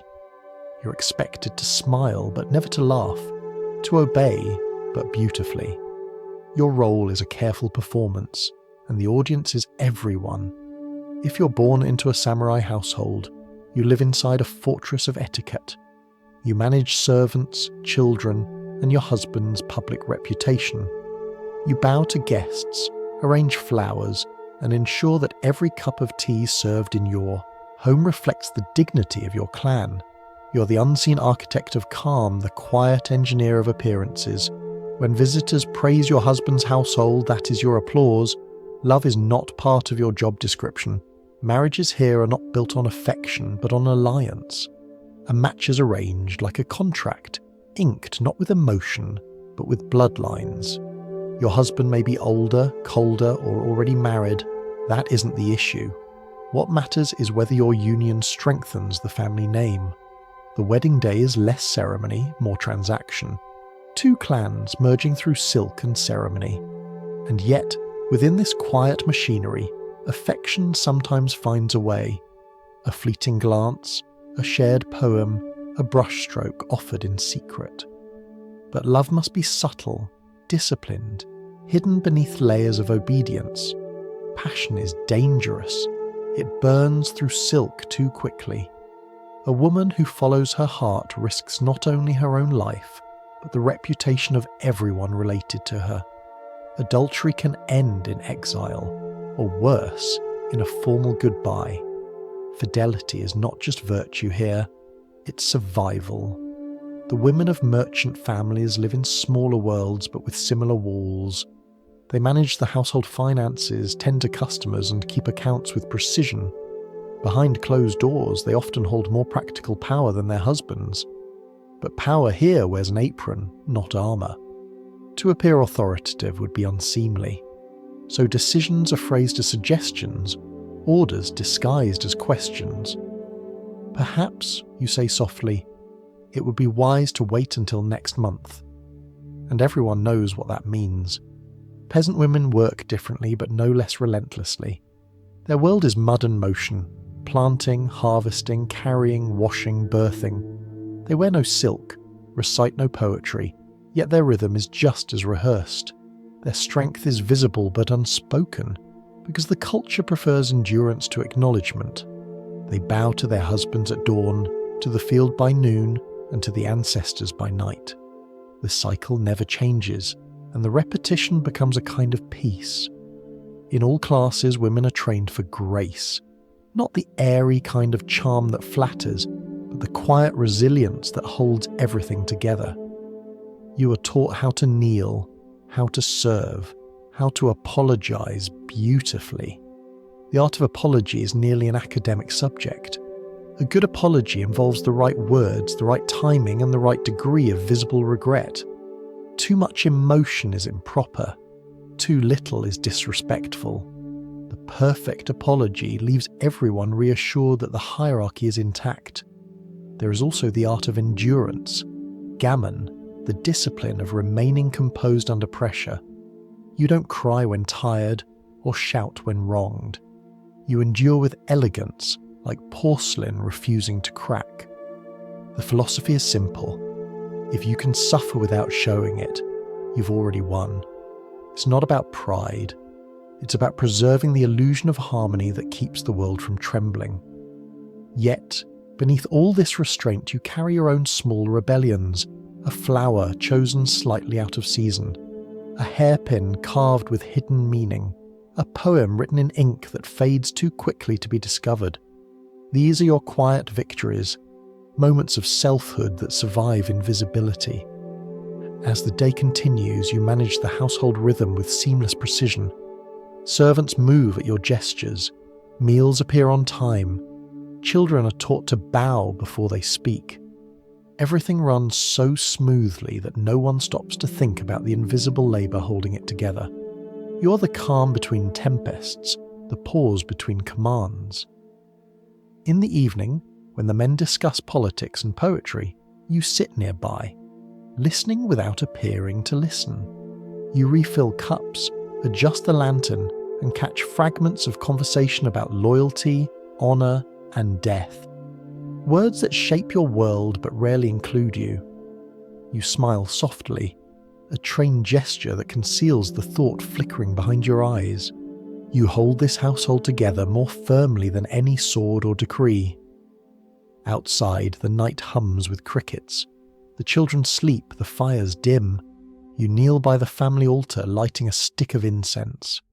The smoke rises in delicate spirals, the scent both sweet and sharp. You bow, whispering a prayer not for yourself but for endurance, for another day of doing what must be done without visible effort. It's strange, perhaps, that so much quiet can hold so much power. The world sees you as secondary, but you know the truth. Without your silence, the structure collapses. Without your composure, the illusion shatters. You are the balance point between beauty and burden, and in that balance there is something timeless, a kind of grace that doesn't fade, even when unseen. A woman in feudal Japan may disappear behind her duties, but she never truly vanishes. She becomes part of the rhythm itself, a pulse so steady it holds the entire nation upright. As the lanterns flicker and the room grows dim, you listen to the slow breathing of a world asleep in order, and you understand. To survive here, you don't fight the current, you become the current. Our journey now drifts quietly from the private rooms to the public rituals, the ceremonies of apology and decorum, where speech becomes performance, and sincerity must always wear a costume. The morning begins not with sound, but with waiting. The air itself seems to hesitate, as though uncertain whether it's allowed to move before someone gives permission. You've lived here long enough to recognise the rhythm, the hush before formality, the collective inhale before another day of well-practiced manners. In feudal Japan, speaking is a risk. An apology is an art form refined to the point of worship. To exist in this world is to live inside a continuous sentence of politeness. Every word must be shaped for balance, every tone weighed for hierarchy. Free speech isn't banned outright, it's simply too dangerous to attempt. The real skill isn't in saying things well, it's in not saying the wrong thing at all. You start your day with greetings, bow, smile, murmur. A small miscalculation, a bow too shallow, a pause too long, can ripple through social circles like a cracked bell. Everyone notices, no one comments. The silence becomes its own reprimand. You learn to measure not only what you say, but the air that follows it. Apologies are the heart of communication here. They come in layers, the quick bow for small errors, the deep kneel for serious ones, the poetic letter for those too grave to face in person. The words themselves are soft, circular, endlessly self-effacing. I have troubled you. I have failed to consider. I am ashamed of my lack of propriety. Each phrase more elegant than the last, each sentence designed to make the listener feel safely superior. To apologize here is not to admit guilt, but to maintain harmony. You apologize for being late, for being early, for existing at an inconvenient angle. The ideal apology erases the problem so gracefully that the other person forgets it existed. A perfect apology is a form of choreography, both participants bowing until balance is restored. Even laughter has a rank. The low chuckle of humility, the higher tone of agreement, the polite smile that counts as humour without sound. To laugh too loudly is to declare independence. You do not declare independence here. You let amusement hover like incense, present but contained. In court, in business, even in households, people speak in layers of apology. A nobleman addresses his servant with formal politeness, because cruelty would reveal insecurity. A servant addresses his master with phrases so deferential they sound like prayer. Everyone pretends to underestimate themselves in order to make others comfortable. It's a national performance of modesty so consistent it becomes believable. For the samurai, this linguistic restraint mirrors their physical discipline. A misplaced word could wound deeper than a sword, so they guard their speech like armour. When a warrior must deliver bad news, he does so with poetry. The blossoms fell early this spring, he might say, meaning someone died. A direct statement would be vulgar. Truth must always arrive wearing metaphor. Poetry and fact is the safest way to say anything honest. The waka and haiku offer shelter for thought. You can criticize power by describing the moon's distance. Confess love by mentioning the scent of plum blossoms. Express despair through a line about cold rain. Everyone understands. Everyone pretends not to. It's the most elegant conspiracy in history. This culture of refinement has its price. Sincerity becomes dangerous. Honesty sounds like aggression. The people here perfect the art of implication, saying everything and nothing at once. They speak with the caution of someone walking across thin ice while balancing a tray of tea. To survive socially, you must master the equation of words to silence. Too much of one, and you sink. Confucian philosophy, absorbed and adapted over centuries, underpins it all. The idea is simple. Order depends on respect, and respect depends on restraint. Words like water should never overflow their vessel.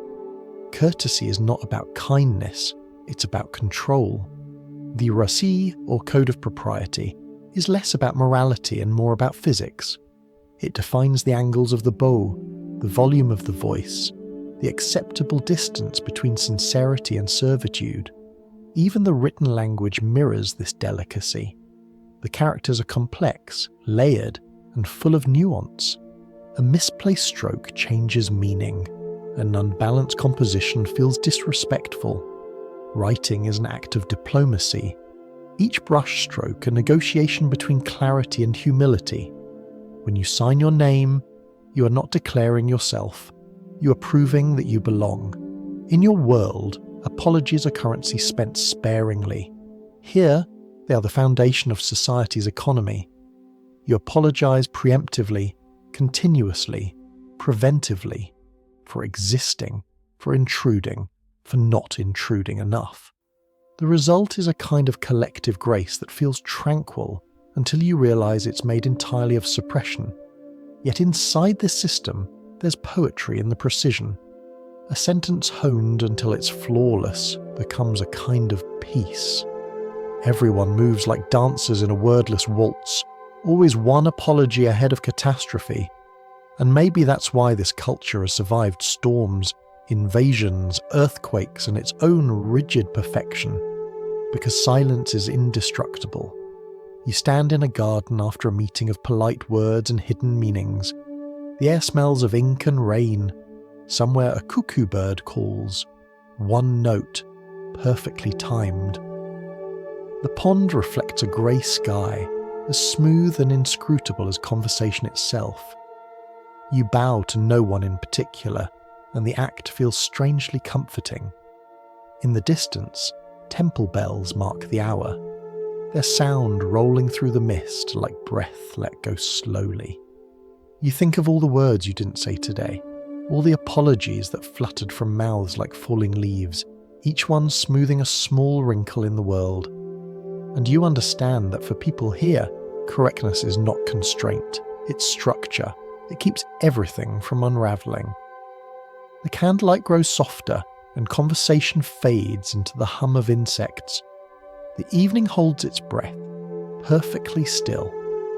In this silence, harmony feels less like repression, and more like music played so quietly you have to lean in to hear it. From here, the story drifts gently into the night, toward the rituals of discipline that turn obedience into endurance, and endurance into something that almost resembles peace. The night air is still, broken only by the slow rhythm of a temple bell and the faint rustle of pine. It's strange how quiet the world becomes when death is treated. As a matter of decorum, in feudal Japan, dying is not chaos, it's choreography. Life here begins with obligation and ends with precision. You're born into hierarchy, you breathe in order, and when the time comes, you leave in perfect form. Death, for most people in this world, is not unexpected. It's penciled in, not as tragedy, but as the natural punctuation mark at the end of obedience. You're taught to prepare for it as early as you learn to bow. In a way, the training never ends. To live correctly means to die correctly, and to die correctly means leaving the world tidier than you found it. For the samurai, this final act is both personal and public. Honour is a fragile currency, and reputation is more permanent than flesh. When failure arrives, through defeat, shame, or a political misstep, redemption must be handwritten in blood. But even this is performed with grace. The ritual is called seppuku, though no one says it loudly. It's spoken the way you might mention weather, inevitable, distant, polite. You kneel on a woven mat. The room is clean, the light filtered through paper walls. The sword rests in front of you, small, gleaming, waiting. A witness kneels beside you, a trusted friend who will ensure everything remains dignified. You write your death poem first. A few lines, brief and composed, a final offering of discipline. Something like, "The wind returns home, through leaves it once carried. The tree does not mourn. The words must be calm. Emotion is allowed only if it's beautiful. Then, when the moment comes, you act without hesitation. There are no screams, no chaos, no spectacle." The witness completes the ritual swiftly, a gesture of mercy wrapped in ceremony. The room returns to silence, to order. The floor is cleaned, incense lit, and your name becomes an example for future generations. Proof that even endings can be controlled. It's tempting to see this as cruelty, and perhaps it is. But here, control is love. To die properly is to protect your family from disgrace, your clan from scrutiny, and your ancestors from shame. Death, in this context, isn't rebellion, It's duty's final performance. Not everyone dies with ceremony, of course. Peasants die in fields, merchants in ledgers, monks in meditation. Each death follows its own etiquette. A farmer bows to the earth one last time, his body returning to the soil that fed him.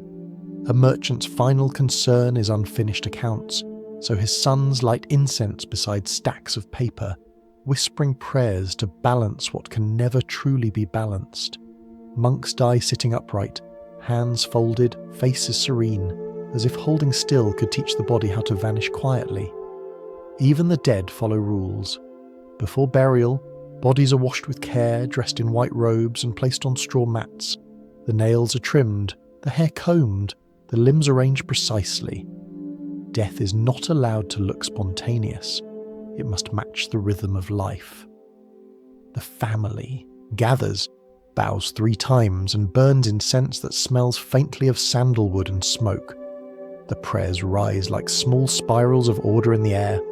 There's a phrase often whispered at funerals, shikata ga nai, which translates softly as, "It cannot be helped." It's not resignation, it's acceptance. The understanding that some things, earthquakes, loss, endings, belong to the part of life that humans cannot organise.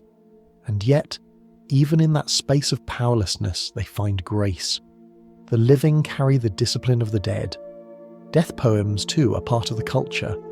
Warriors, monks, poets and peasants alike write them near the end, short verses that distill a lifetime of composure. They're not meant to comfort, only to record. A few brushstrokes to mark the moment when breath meets silence. A leaf falls, nothing else moves, so ends the year. The simplicity feels like truth. The act of writing is as much ritual as revelation. And then there are the legends, tales of warriors who chose their end too early, or monks who predicted their deaths to the exact hour. These stories are told not to frighten, but to teach. Life is a loan, not a possession. You borrow it, you use it carefully, you return it in good condition. What's most remarkable is how calm the people are about mortality. They do not worship it or fear it. They prepare for it like they prepare for winter. Clothes folded, tools cleaned, mind quiet. In a world where earthquakes can level cities overnight, control over one's own death is the final luxury.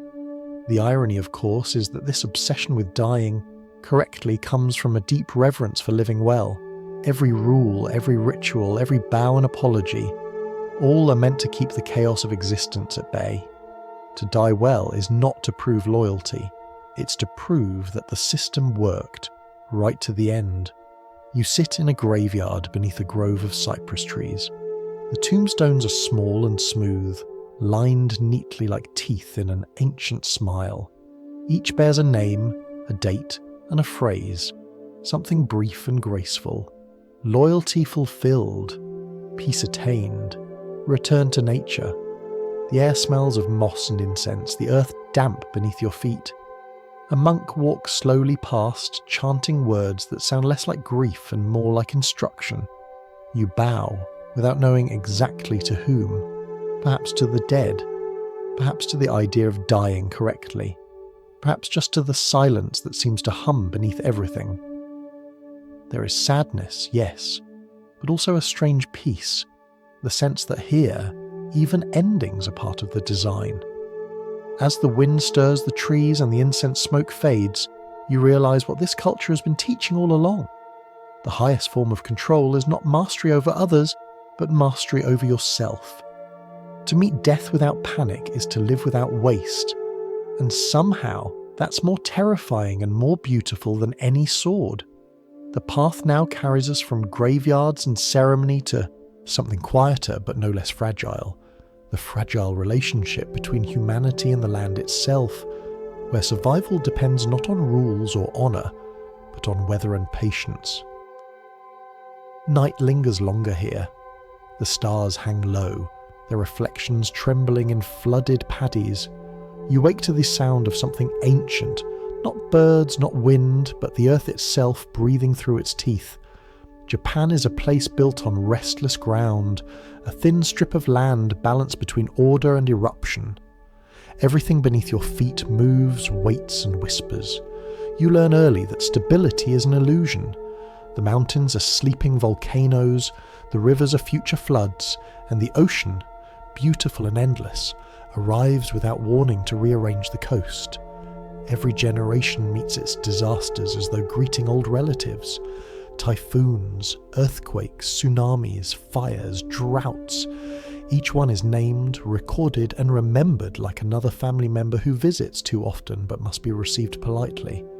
The ground shakes in the middle of breakfast and no one screams. Bowls rattle, tea spills, paper doors tremble like lungs, but life pauses only long enough to acknowledge the interruption.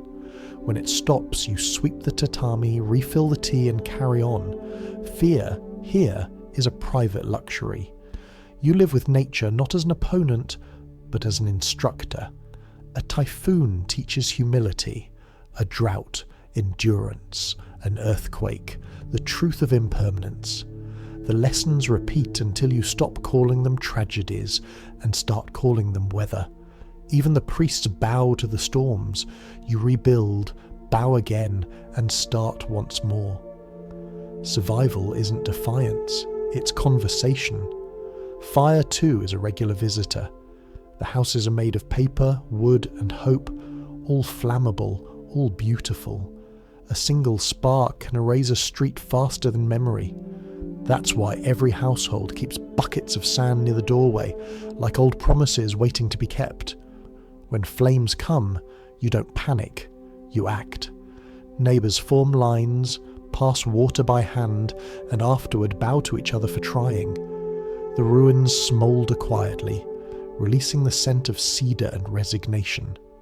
Volcanoes rumble in the distance, their slopes both sacred and unpredictable. You climb them to pray, to purify, to prove that fear can be walked upon. The hot springs nearby bubble with sulphur and the faint hiss of warning, yet people bathe there, smiling through the steam. It's a kind of national metaphor, soaking in danger until it feels like comfort. The sea, of course, writes its own lessons. Fishermen set out before dawn, their boats small against the horizon's calm deceit. The ocean gives and takes with equal grace. Nets return heavy or empty, lives end quietly, swallowed without ceremony. Families wait by the shore, eyes scanning the mist for silhouettes that may never appear. No one curses the waves, they simply bow, light incense, and thank the sea for what it didn't take. Nature's cruelty here is never personal. It's a form of order that doesn't care for individuals. The people understand this. That's why their buildings are light, their shrines rebuilt every 20 years, their gardens designed to change with the seasons. Permanence is seen as arrogance. Everything must yield, bend, bow, break, and begin again. You start to see it in their architecture. The temples stand not as fortresses, but as invitations to wind. The roofs curve upward, catching light like held breath. The walls slide open, letting nature in even when it's uninvited. This is not surrender, it's wisdom. If you can't control the world, you learn to move with it. The soundscape of this country is the music of endurance. Crickets sing in the ruins, rain taps its apology on roofs, and monks strike temple bells to remind the living how small they are. Each sound is both warning and lullaby. Even the storms have rhythm, a crash, a pause, a sigh. In your world, disaster is interruption. Here it's punctuation, a reminder that every sentence ends. The people don't ask why it happens, they ask only what needs to be swept, rebuilt, or replanted. This stoicism is not numbness, it's skill. The ability to live beside uncertainty without letting it devour peace. There's a saying whispered after earthquakes, the earth stretched her back. No anger, no despair, just observation. Life continues. Children still chase each other through muddy lanes. Merchants reopen stalls. Farmers plant rice in soil that trembles but still grows. The rhythm of existence reclaims itself before the dust has settled, and when calm returns, beauty always follows. The cherry trees bloom again as if nothing ever cracked beneath them. The rivers clear, the mountains blush with green. The air smells of renewal, as though nature itself has apologized. You begin to understand why the people here love transience. It's the only promise that's ever kept. At night, you listen to the rain. It's steady, patient, deliberate. The drops slide down bamboo eaves, gather in puddles, and mirror the moon. Somewhere, a frog croaks, a tiny declaration of survival. You realize the whole country breathes to this rhythm. Catastrophe, calm, reconstruction, silence. Each phase an act of worship. Japan is a land that tests, not punishes. Its beauty exists because of its danger. The cherry blossoms are lovely precisely because the next wind will take them. The mountains inspire awe because they could unmake you. The people endure not because they are unafraid, but because fear has become part of the scenery. If you were to live here, you'd learn it too. The calm acceptance that everything is temporary and that destruction is simply another way the world remembers to renew itself. You rebuild, bow, and start again. The cycle never ends, and that's where the peace hides. As the storm clouds clear and the first streak of morning light finds the soaked earth, you smell the wet, soil rising into air, a scent that feels like relief and humility combined. The people bow once more to the mountain, to the sea, to the idea of beginning again.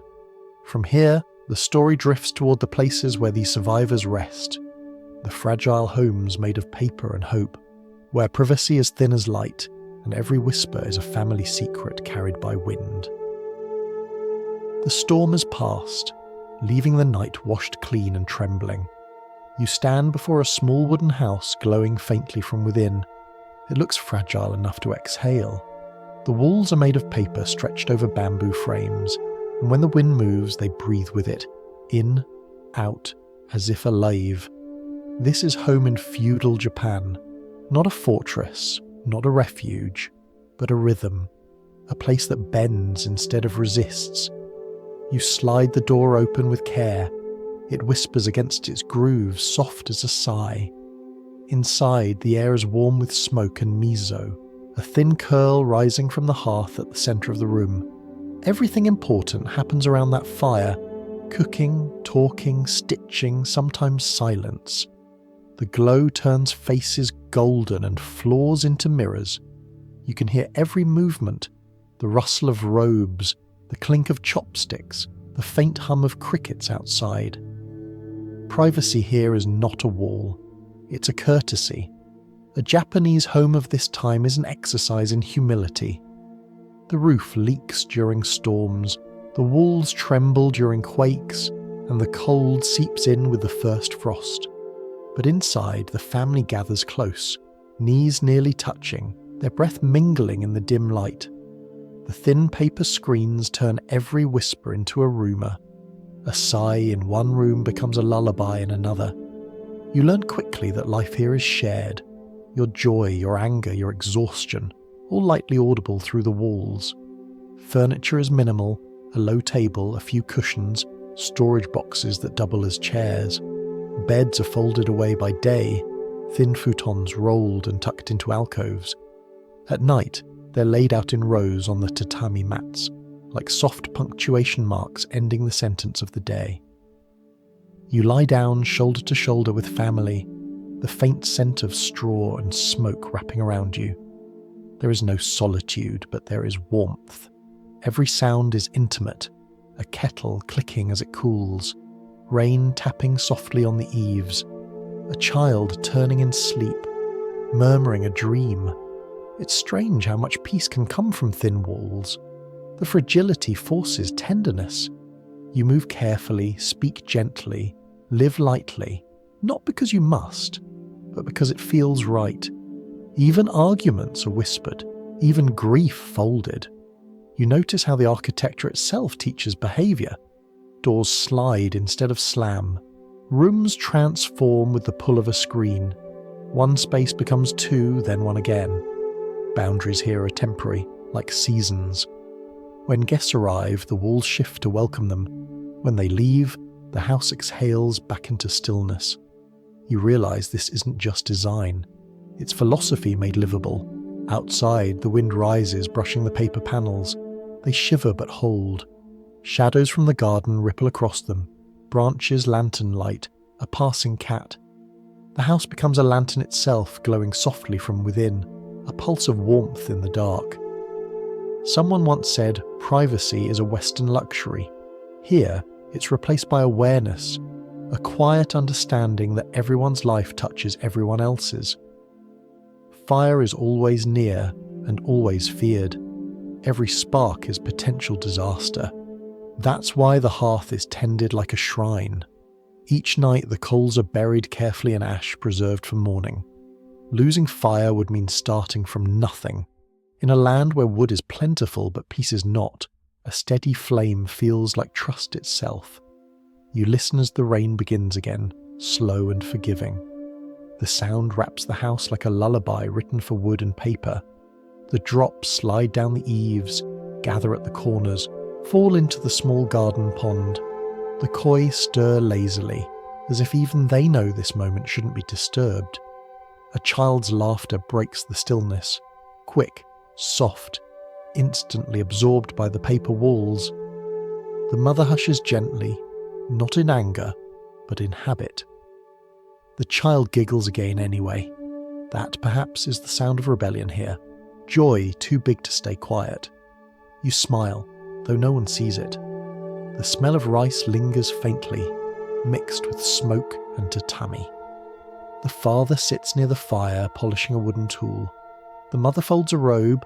The grandfather hums a song whose words have long been forgotten, but the tune remains obedient to memory. You sit among them, breathing the same air, feeling the same warmth, and understand something profound. Comfort doesn't require walls. It requires closeness. Later, when the fire burns low and the night deepens, the sounds change. A cricket sings just outside, joined by another, then a dozen. The rain slows to a drizzle, then stops entirely. You can hear the soft creak of the roof settling, the deep sigh of the earth cooling. The house becomes part of the landscape again, thin and honest, trusting the night not to tear it apart. This fragility is not weakness, it's design. A house built too solid would break in the next earthquake. Paper bends, bamboo sways. The walls move with the wind instead of against it. That's how they last. You start to realize that everything here, the people, the homes, even the language, survives through flexibility. Resistance is the foreign concept. You lie down at last, the futon soft beneath you, the ceiling beams faintly visible in the glow of the dying coals. The air smells of warmth and ash. Outside, the rain begins again, barely there, like the pulse of the earth slowing for sleep. You close your eyes, hearing the house breathe, the family breathe, the world breathe, and in that rhythm of wood, paper, wind, and human hearts, you find something both ancient and familiar. The peace that comes when you stop trying to be separate. If we follow the thread a little further, we'll find the invisible structure that holds all of this together. The clan, the lineage, the quiet hands of ancestry shaping every gesture, every choice, every life. Morning returns like an echo of every morning before it. A grey light through paper walls, a rooster's cry that sounds older than the village, a slow stirring of bodies that have already memorized the day. You rise not for yourself, but for everyone who came before. In feudal Japan, you are never just you. You're a collection of expectations wearing human skin. The clan defines you long before you can speak. Your name carries the weight of people you've never met. Their achievements are your armor, their failures your inheritance. You're born into a story already halfway written, and your only task is to keep the sentences neat. The ink is loyalty. The paper is your life. Every decision, no matter how small, must pass through the invisible filter of family honour. You don't marry for affection, but for alliance. You don't choose your work, but fulfill what your ancestors started. You don't simply live, you continue. The idea of individuality exists, but only as a rumour brought in by travellers and swiftly forgotten by dawn. You eat the rice your great-grandparents grew. You wear the crest they designed. You bow in the direction of their graves before beginning anything worth doing.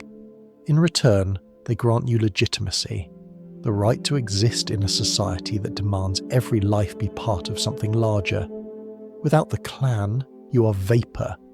With it, you are history in motion.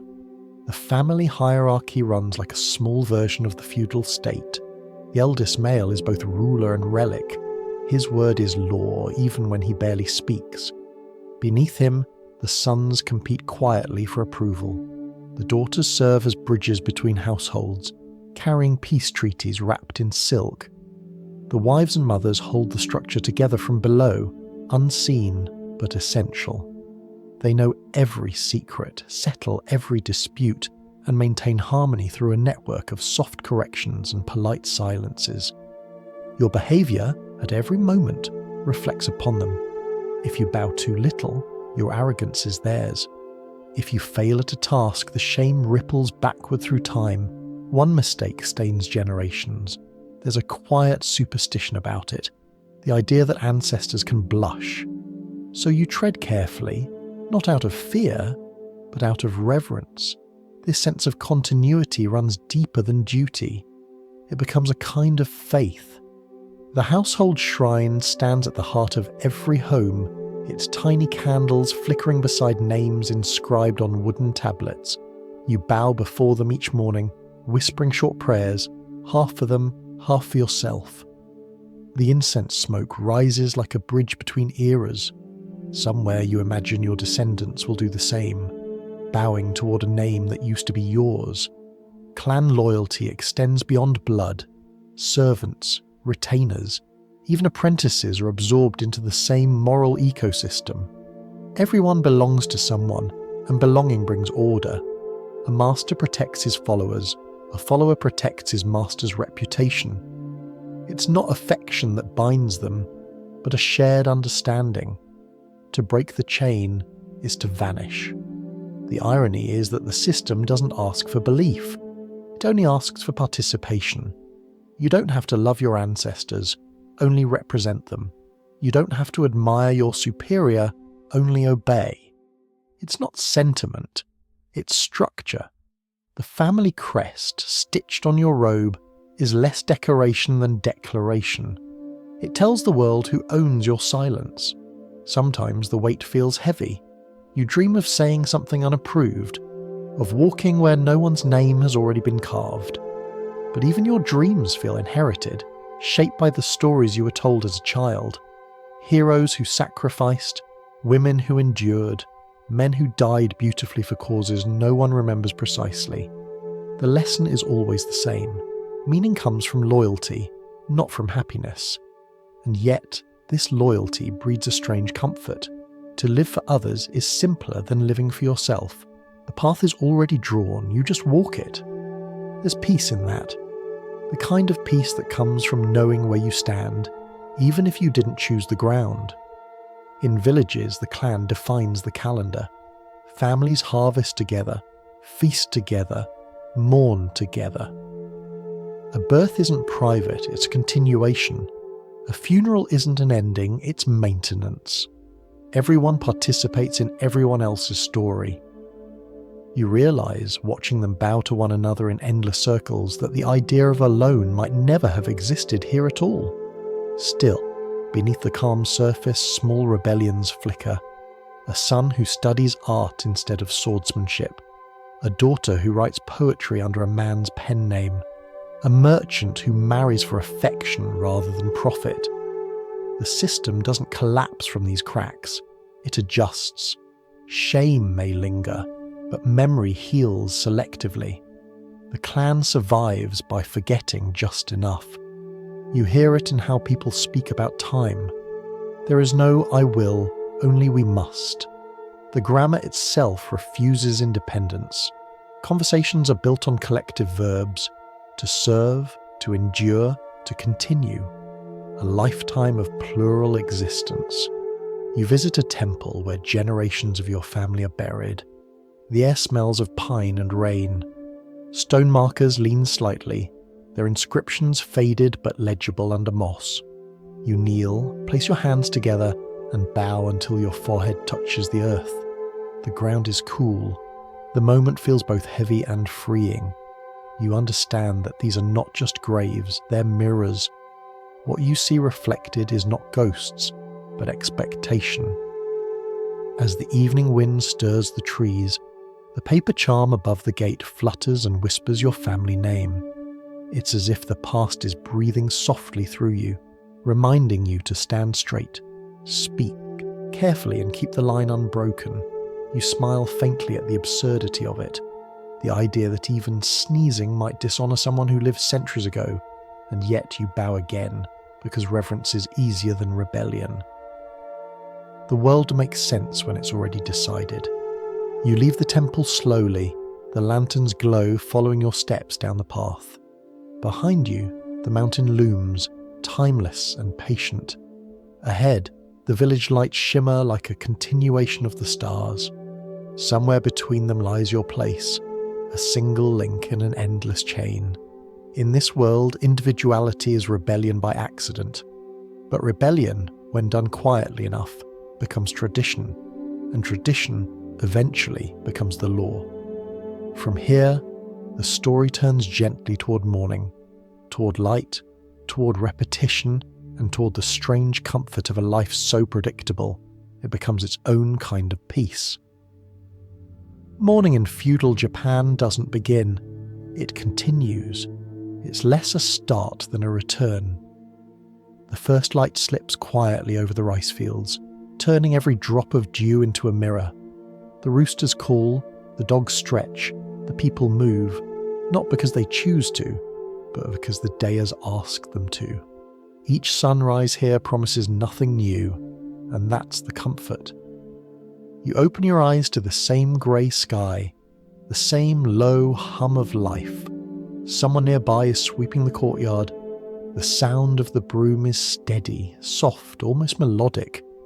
Breakfast smells the same as yesterday. Rice, miso, maybe pickled plum. The taste doesn't surprise you, and that's exactly why it soothes. In a world where the earth shakes and typhoons rearrange entire villages, repetition is safety. You rise, fold your bedding, bow to the household shrine, and wash your face in cold water that wakes but never shocks. Every motion is a ritual disguised as necessity. The body moves before the mind is fully awake. That's how discipline works. The habit remembers even when you forget. Outside, the fields gleam like wet silk. Farmers wade through the mud, their straw hats tilted low. The rhythm of planting and harvesting follows the same pattern as breathing. Inhale, exhale, repeat. The fields don't change much from year to year, but each season adds a layer of memory. The land remembers every footstep, every seed, every prayer whispered into the soil. A monk once said that the secret to peace is finding beauty in predictability. You begin to understand. The same tasks, the same paths, the same greetings. They aren't monotony. They're music played at the speed of patience. You sweep, you bow, you cook, you work. Each movement is the same note in a song that's been playing for centuries. This repetition becomes its own kind of meditation. The people here don't fight the cycle, they join it. The peasant planting rice, the samurai polishing armour, the merchant counting coins, the monk sweeping leaves, all are performing variations of the same quiet, symphony, endurance. It's not about progress, but preservation. The goal isn't to get ahead, it's to remain. Even the calendar repeats with serene confidence. Festivals return with exact timing. Lanterns lit for the dead, drums beaten for the harvest. dances performed for rain. The songs don't change, but the faces do. You attend ceremonies your grandparents once did, standing in the same spot, repeating the same prayers, watching your children bow where you once knelt. Continuity replaces novelty. In this world, the familiar is divine. The idea of time here feels circular. The past isn't behind you, it's beneath you, forming the ground you walk on. The future is simply the past rehearsed again with different actors. There's no hunger for change because change itself feels rude, a disruption to harmony. You don't ask what's next, you ask how to do today properly. It would seem monotonous to you, perhaps, if you lived somewhere else, a place that celebrates progress and speed. But here, routine is the closest thing to eternity.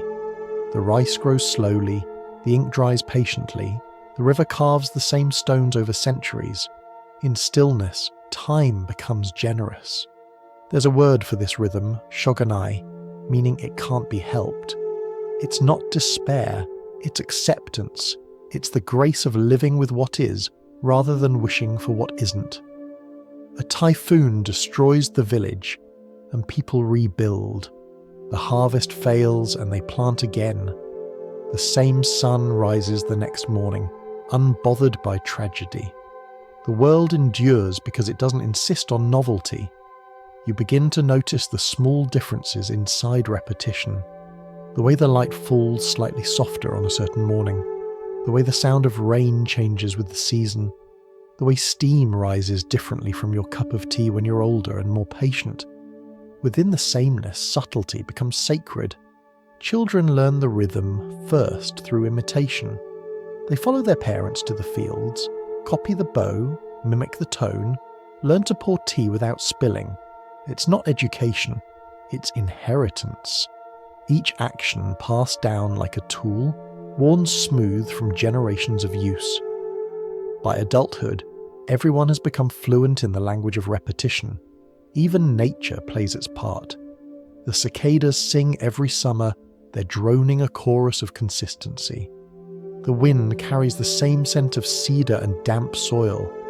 The mountains stand in the same positions, patient and unhurried, as if to remind the living that the only true rebellion against time is stillness. And yet, within this calm predictability, there's poetry. A farmer pauses at dawn to watch mist roll over his field. A monk listens to the same bell he's heard every morning for 50 years and still bows as if it's the first time. You start to realize that perfection here isn't about novelty or invention. It's about repetition done so well that it feels new again. By midday, the sun climbs high and the air shimmers with heat. The sound of tools working in unison fills the fields. It's not labour, it's devotion, physical prayer offered to a world that rarely changes but always demands attention. You can almost hear the country breathing in time with its people. As evening falls, the sky glows gold, then violet, then deep blue. The same colours every night, and yet they never look tired. Lanterns flicker to life, each one carrying a small flame that mirrors the day's endurance. Someone laughs softly nearby. Someone else begins a song that has no composer, no ending. You lie down that night under the same roof, hearing the same rain, feeling the same steady heartbeat of the world, and you realize that this sameness is not the enemy of meaning. It is the meaning, the proof that life, even when unchanging, can still feel complete. As we drift further into the story, we'll move among those whose devotion to repetition becomes art itself, the workers who turn labour into worship, and the quiet perfectionists who teach the world that enlightenment might be hiding somewhere between two blisters. Dawn returns, pale and forgiving, like a familiar face that never asks questions. The world is quiet except for the distant ring of a hammer, the swish of a broom, the creak of water buckets carried along a dirt path. Work begins before thought does. You move because the day expects it. In feudal Japan, labour isn't merely survival, it's devotion. To work well is to pray without words. The The craftsman begins his day before the light fully reaches his tools. His hands, stiff from years of repetition, find the chisel by memory. The wood waits, patient and uncomplaining. He carves without hurry, each motion precise, steady, almost ceremonial. He doesn't chase perfection, he negotiates with it. A single slip would scar not just the plank, but his peace of mind. The wood teaches humility better than any monk could. Nearby, a potter kneels before his wheel, the sound of spinning clay soft as breathing. His workshop smells of earth and smoke. His palms move with the slow rhythm of someone who understands that mastery is just familiarity with failure. The bowl takes shape, smooth and symmetrical, then slightly flawed, on purpose. Perfection here is considered impolite. A touch of imbalance keeps the world honest. A farmer walks through the rice fields, the water cool around his ankles. He doesn't count the days, only the seasons. The soil remembers him better than the records will. Each weed pulled, each seed buried, is a small act of worship. His devotion isn't dramatic, it's quiet, muddy, endless. The rhythm of his steps is the rhythm of the nation itself. The samurai sharpens his blade in silence, not for blood, but for discipline. The sound of stone against steel is measured like chanting. He polishes until his reflection appears, calm and exact. The blade is both mirror and metaphor, a reminder that strength, without precision, is just noise. And somewhere in a dim kitchen, a woman tends to a pot of rice, lifting the lid just enough to let steam escape. The smell fills the house, earthy and clean. She stirs with care, knowing that a family's peace can depend on something as small as an overcooked grain. No one will thank her, but gratitude isn't the point. The act itself is its own completion. This is the Japanese way of perfection. Not grandeur, but precision in the smallest things. It's not about speed or profit or applause. It's about balance. The balance between doing and being, between control and surrender. You don't work to finish. You work to participate in a rhythm older than yourself. There's a saying here that goes, "The nail that sticks out gets hammered down." It sounds harsh, but it hides wisdom. The goal isn't to erase individuality. It's to smooth the surface of community so that life can move without splinters. In a world of fragile houses and unpredictable earth, cooperation is the only real stability. Still, perfection carries a weight. The same routine that brings peace can also exhaust. A craftsman spends 30 years learning to paint a single brushstroke properly. A weaver spends decades tying the same knot. A tea master practices the same bow, the same pour, the same silence. Their excellence looks effortless, but the cost is hidden in the joints and the spine. Enlightenment, it turns out, hides somewhere between two blisters. You see it in their faces, calm, weathered, faintly luminous. People who have spent lifetimes polishing reality until it no longer resists them. There's pride, but never display. Pride here is quiet and inward, like warmth kept beneath the skin. And when something goes wrong, when a pot cracks, when a crop fails, when the sword snaps, the reaction is not anger, but reflection. Mistakes are not disasters, they're punctuation marks in the language of mastery. You bow to them, learn, and begin again. Even nature seems to follow this pattern. The cicadas emerge after 17 years underground, sing for one season, and disappear. The cherry blossoms bloom perfectly, then fall without resistance. Nothing here lasts, but everything is done as if it might. That's the paradox that keeps the culture balanced between melancholy and peace. Monks speak of samu no kokoro, the heart of service. To do something well, even if no one sees it, is to live honourably. A blacksmith polishing the inside of a helmet, unseen by any eye but his own. A calligrapher burning the sheets that failed to please him. A gardener trimming invisible roots so the visible branches can rest easier. the world moves because these invisible devotions never stop. At midday, you rest beneath the eaves of a temple. The sound of the wind in bamboo resembles applause, though no one performs. The smell of tea drifts from a nearby kitchen, earthy and faintly sweet. Someone is boiling water, carefully, reverently, as if this moment too deserves precision. You close your eyes and realize something. In this place, work and worship are the same act. Every gesture carries a trace of the sacred. Even exhaustion feels orderly, designed. There's dignity in doing one thing right, not for glory, but because the alternative would be chaos. As the day wanes, the workers return home. Their faces glow faintly in the firelight. They eat in silence, not out of oppression, but out of understanding that words would only blur the sharp lines of their day's effort. Outside, the crickets begin their nightly song, unbothered by repetition. You listen, and it feels like a prayer. Tomorrow, they'll do it all again. And the next day, and the next. The rhythm never changes, only deepens. Perfection is never reached. It's rehearsed forever. As dusk folds into night, the lanterns flicker against the walls, casting shapes that look almost like halos. You think of the craftsman, the farmer, the cook, the soldier, each one working as though heaven were hidden inside the smallest motion, and perhaps in their world it is. If we follow the sound of these steady hands, it leads us into the heart of their philosophy, the strange beauty of suffering polished until it gleams, the art of pain refined into peace. The rain has returned, soft, steady, patient.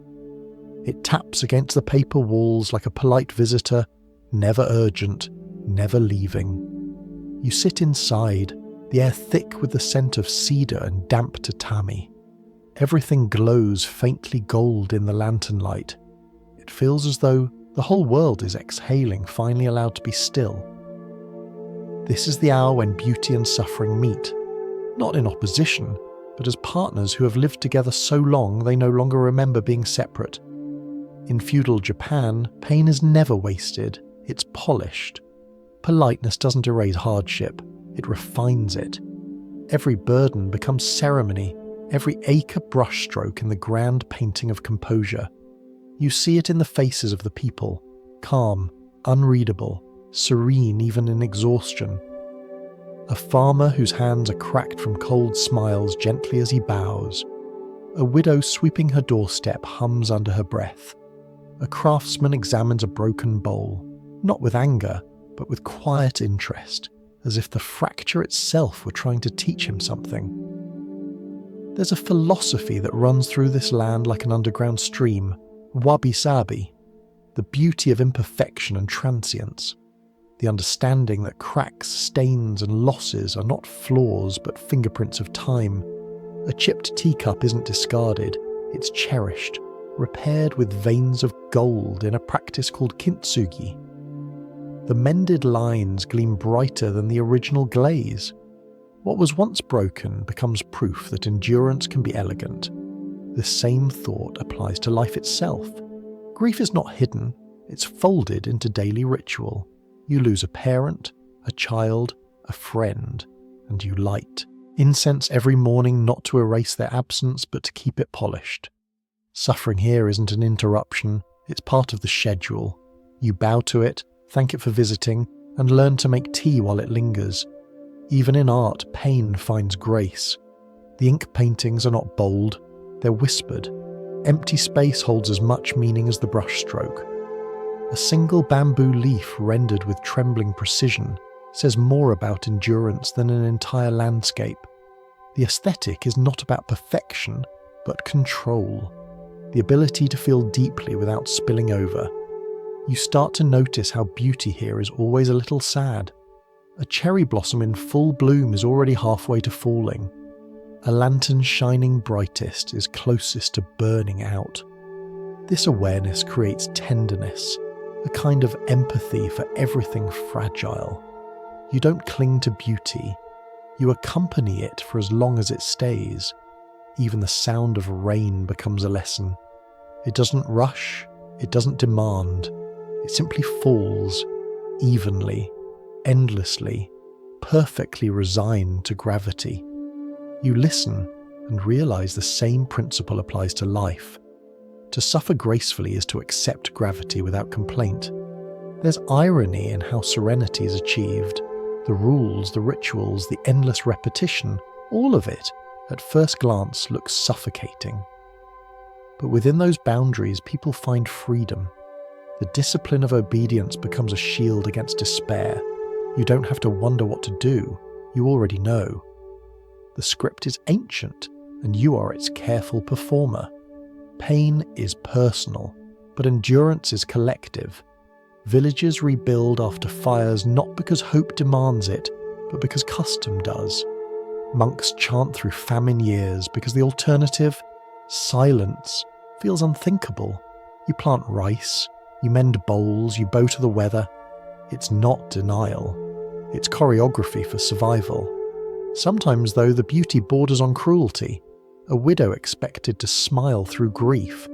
A soldier expected to die beautifully. A servant apologizing for being ill. You wonder if grace has become an idol, something so worshipped that it demands sacrifice. And yet even here the people find warmth. Suffering, when shared, becomes gentler. It softens into familiarity. You walk through a temple courtyard after the rain. The stone lanterns drip quietly. The air smells of wet moss and sandalwood. A monk sweeps puddles toward the garden's edge, his reflection trembling in the water. He doesn't hurry. He knows the puddles will return tomorrow. That's not futility, it's rhythm. Inside the temple, a small bronze bell rings. One slow note, clear as the moonlight. You feel it more than hear it. The sound expands, then dissolves, leaving a silence that feels alive. That silence is the point. It's the space where all endurance rests, the pause between breath and surrender. You remember the phrase people whisper after hardship. It can't be helped. The words aren't despair, they're a lullaby. The acceptance of limits doesn't weaken them, it anchors them. A person who accepts everything can survive anything, and perhaps that's the truest art form here, transforming necessity into elegance, turning suffering into structure, control into compassion, repetition into peace. They call it endurance, but it's closer to music, a rhythm of quiet strength that plays through centuries. As the night deepens, the rain fades to mist. The paper walls glow softly from lanterns within. Somewhere a family laughs quietly, perhaps about nothing in particular. The sound drifts through the thin walls, delicate as the scent of tea. Even laughter here obeys harmony. You realize that what holds this country together isn't power or wealth. It's composure, the refusal to collapse, the gentle insistence that even pain must look graceful. You call it peace. They call it posture. The candle flickers, the bell hums once more, and outside the rain begins again. Because of course, it must. Everything repeats. Everything endures. From here, the story moves toward its final hush, toward the stillness that follows every effort, every apology, every bow. The stillness that endures long after the people who practiced it are gone. The rain stops sometime before dawn, leaving behind a silence so complete it hums. Mist clings to the edges of the roofs, to the corners of the fields, to the folds of the hills where the night once hid. You wake slowly, not because the world has changed, but because it hasn't. This is the final lesson, that stillness, not motion, is the truest form of endurance. Outside, the earth glistens as if polished. The bamboo bends under droplets that refuse to fall. A farmer stands at the edge of his land, hands behind his back, watching steam rise from the wet soil. He does not rush to begin the day. He waits until the light decides to arrive. It always does. The morning carries a chill that feels ancient. The air tastes of iron and rain. You hear nothing but the faint creak of the house as it breathes, the soft click of a door sliding open, the sigh of someone greeting the cold. There's comfort in this, the understanding that the world doesn't need you to hurry. It will repeat itself with or without permission. You step outside. The rice paddies stretch out like mirrors of pale gold, each one trembling slightly in the morning air. The same fields you saw yesterday and the day before and 100 days before that. Each stalk bows under the weight of its own survival. You bow too without thinking. Here, even gratitude is a reflex. The people move quietly through their morning tasks. A woman hangs laundry that will never smell entirely dry. A monk sweeps the temple path, tracing the same lines erased by the next wind. Children chase one another in slow circles, laughter small enough not to disturb the air. Life here continues without ceremony. Continuity is the ceremony. You start to understand what this place has been teaching you all along. That strength is not in resisting change, but in cooperating with it. That endurance isn't stoicism, it's rhythm. Everything bends, everything yields. Even the mountains eventually bow to time. The trick is to do it beautifully. Stillness in this world doesn't mean absence, it's presence without insistence. The calm after labour, the breath held between two seasons, the soundless gratitude that follows survival. You can feel it in the pulse of the landscape, in the sigh of the bamboo, in the quiet hum of a life that doesn't demand attention to feel complete. There's a kind of wisdom that grows in such silence. You learn that noise was never proof of living, that movement was never proof of progress. You see the people around you, farmers, artisans, monks, carrying themselves like still rivers. They move, but their centres never stir. They've learned the delicate art of doing without striving. A monk once told his pupils that peace is not an achievement, but a condition, like rain that never stops falling, even when you can't hear it. You think of that now, standing in the mist. Everything around you breathes softly, the fields, the trees, the distant ocean. The silence isn't emptiness. It's fullness without form. The day unfolds slowly, the sound of the pestle grinding rice, the creak of wood, the hiss of boiling tea, all blend into a single unbroken note of living. You realise that this world has no climax, no resolution. It doesn't need one. Survival itself is the story. At noon, the sun warms the roofs, drying what the rain left behind. The light reflects off the paddies in long, shimmering bands. A child's kite rises briefly, dips, and falls. The adults don't rush to rescue it. They let it rest in the mud, a small reminder that not every loss requires repair. You wander past a temple, its gate half open. Inside, a bell waits, suspended between sound and silence. The monk who tends it sits nearby, eyes closed, unmoving. You almost think he's asleep, but then you notice the slow rhythm of his breath. The stillness is not passive, it's an action, one performed with infinite precision. There's a word, Mai, that has no exact translation. It means the space between things, between sounds, between gestures, between moments. It's the pause that gives shape to music, the emptiness that makes structure possible. The entire country seems built upon it. Even this dawn, this silence, this soft repetition, all a memo made visible. You realise now why you wouldn't last a day here. It isn't the labour or the hunger or the storms, it's the stillness, the discipline of existing without constant motion, without the need to declare yourself. They turned endurance into elegance, patience into art. To live like this requires not strength, but surrender. Evening approaches, slow and golden. Smoke curls from chimneys, the air smells of roasted grain and wood. The fields glow amber under the setting sun. A farmer washes his hands in a stream, watching the water carry dust away as if erasing time itself. Nearby, a child skips stones, each ripple widening, softening, vanishing. The world doesn't resist the end of day, it welcomes it. As night gathers, you sit on the veranda, the wood still warm beneath you. The sky darkens to indigo, the first stars flicker, the frogs begin their nightly sermon. You sip tea gone slightly cold and feel no need to reheat it. The world is perfect enough as it is. You think of all that has passed, the bows, the storms, the silences, the endless work done without complaint, the history of a people who found beauty not in triumph, but in balance. And you realise, with a quiet kind of awe, that nothing here was ever meant to impress. It was meant to endure. The wind stirs the paper doors. A lantern flickers inside the house, its light soft as a memory. You bow to no one, to everything, and let the night close around you like a final act of grace.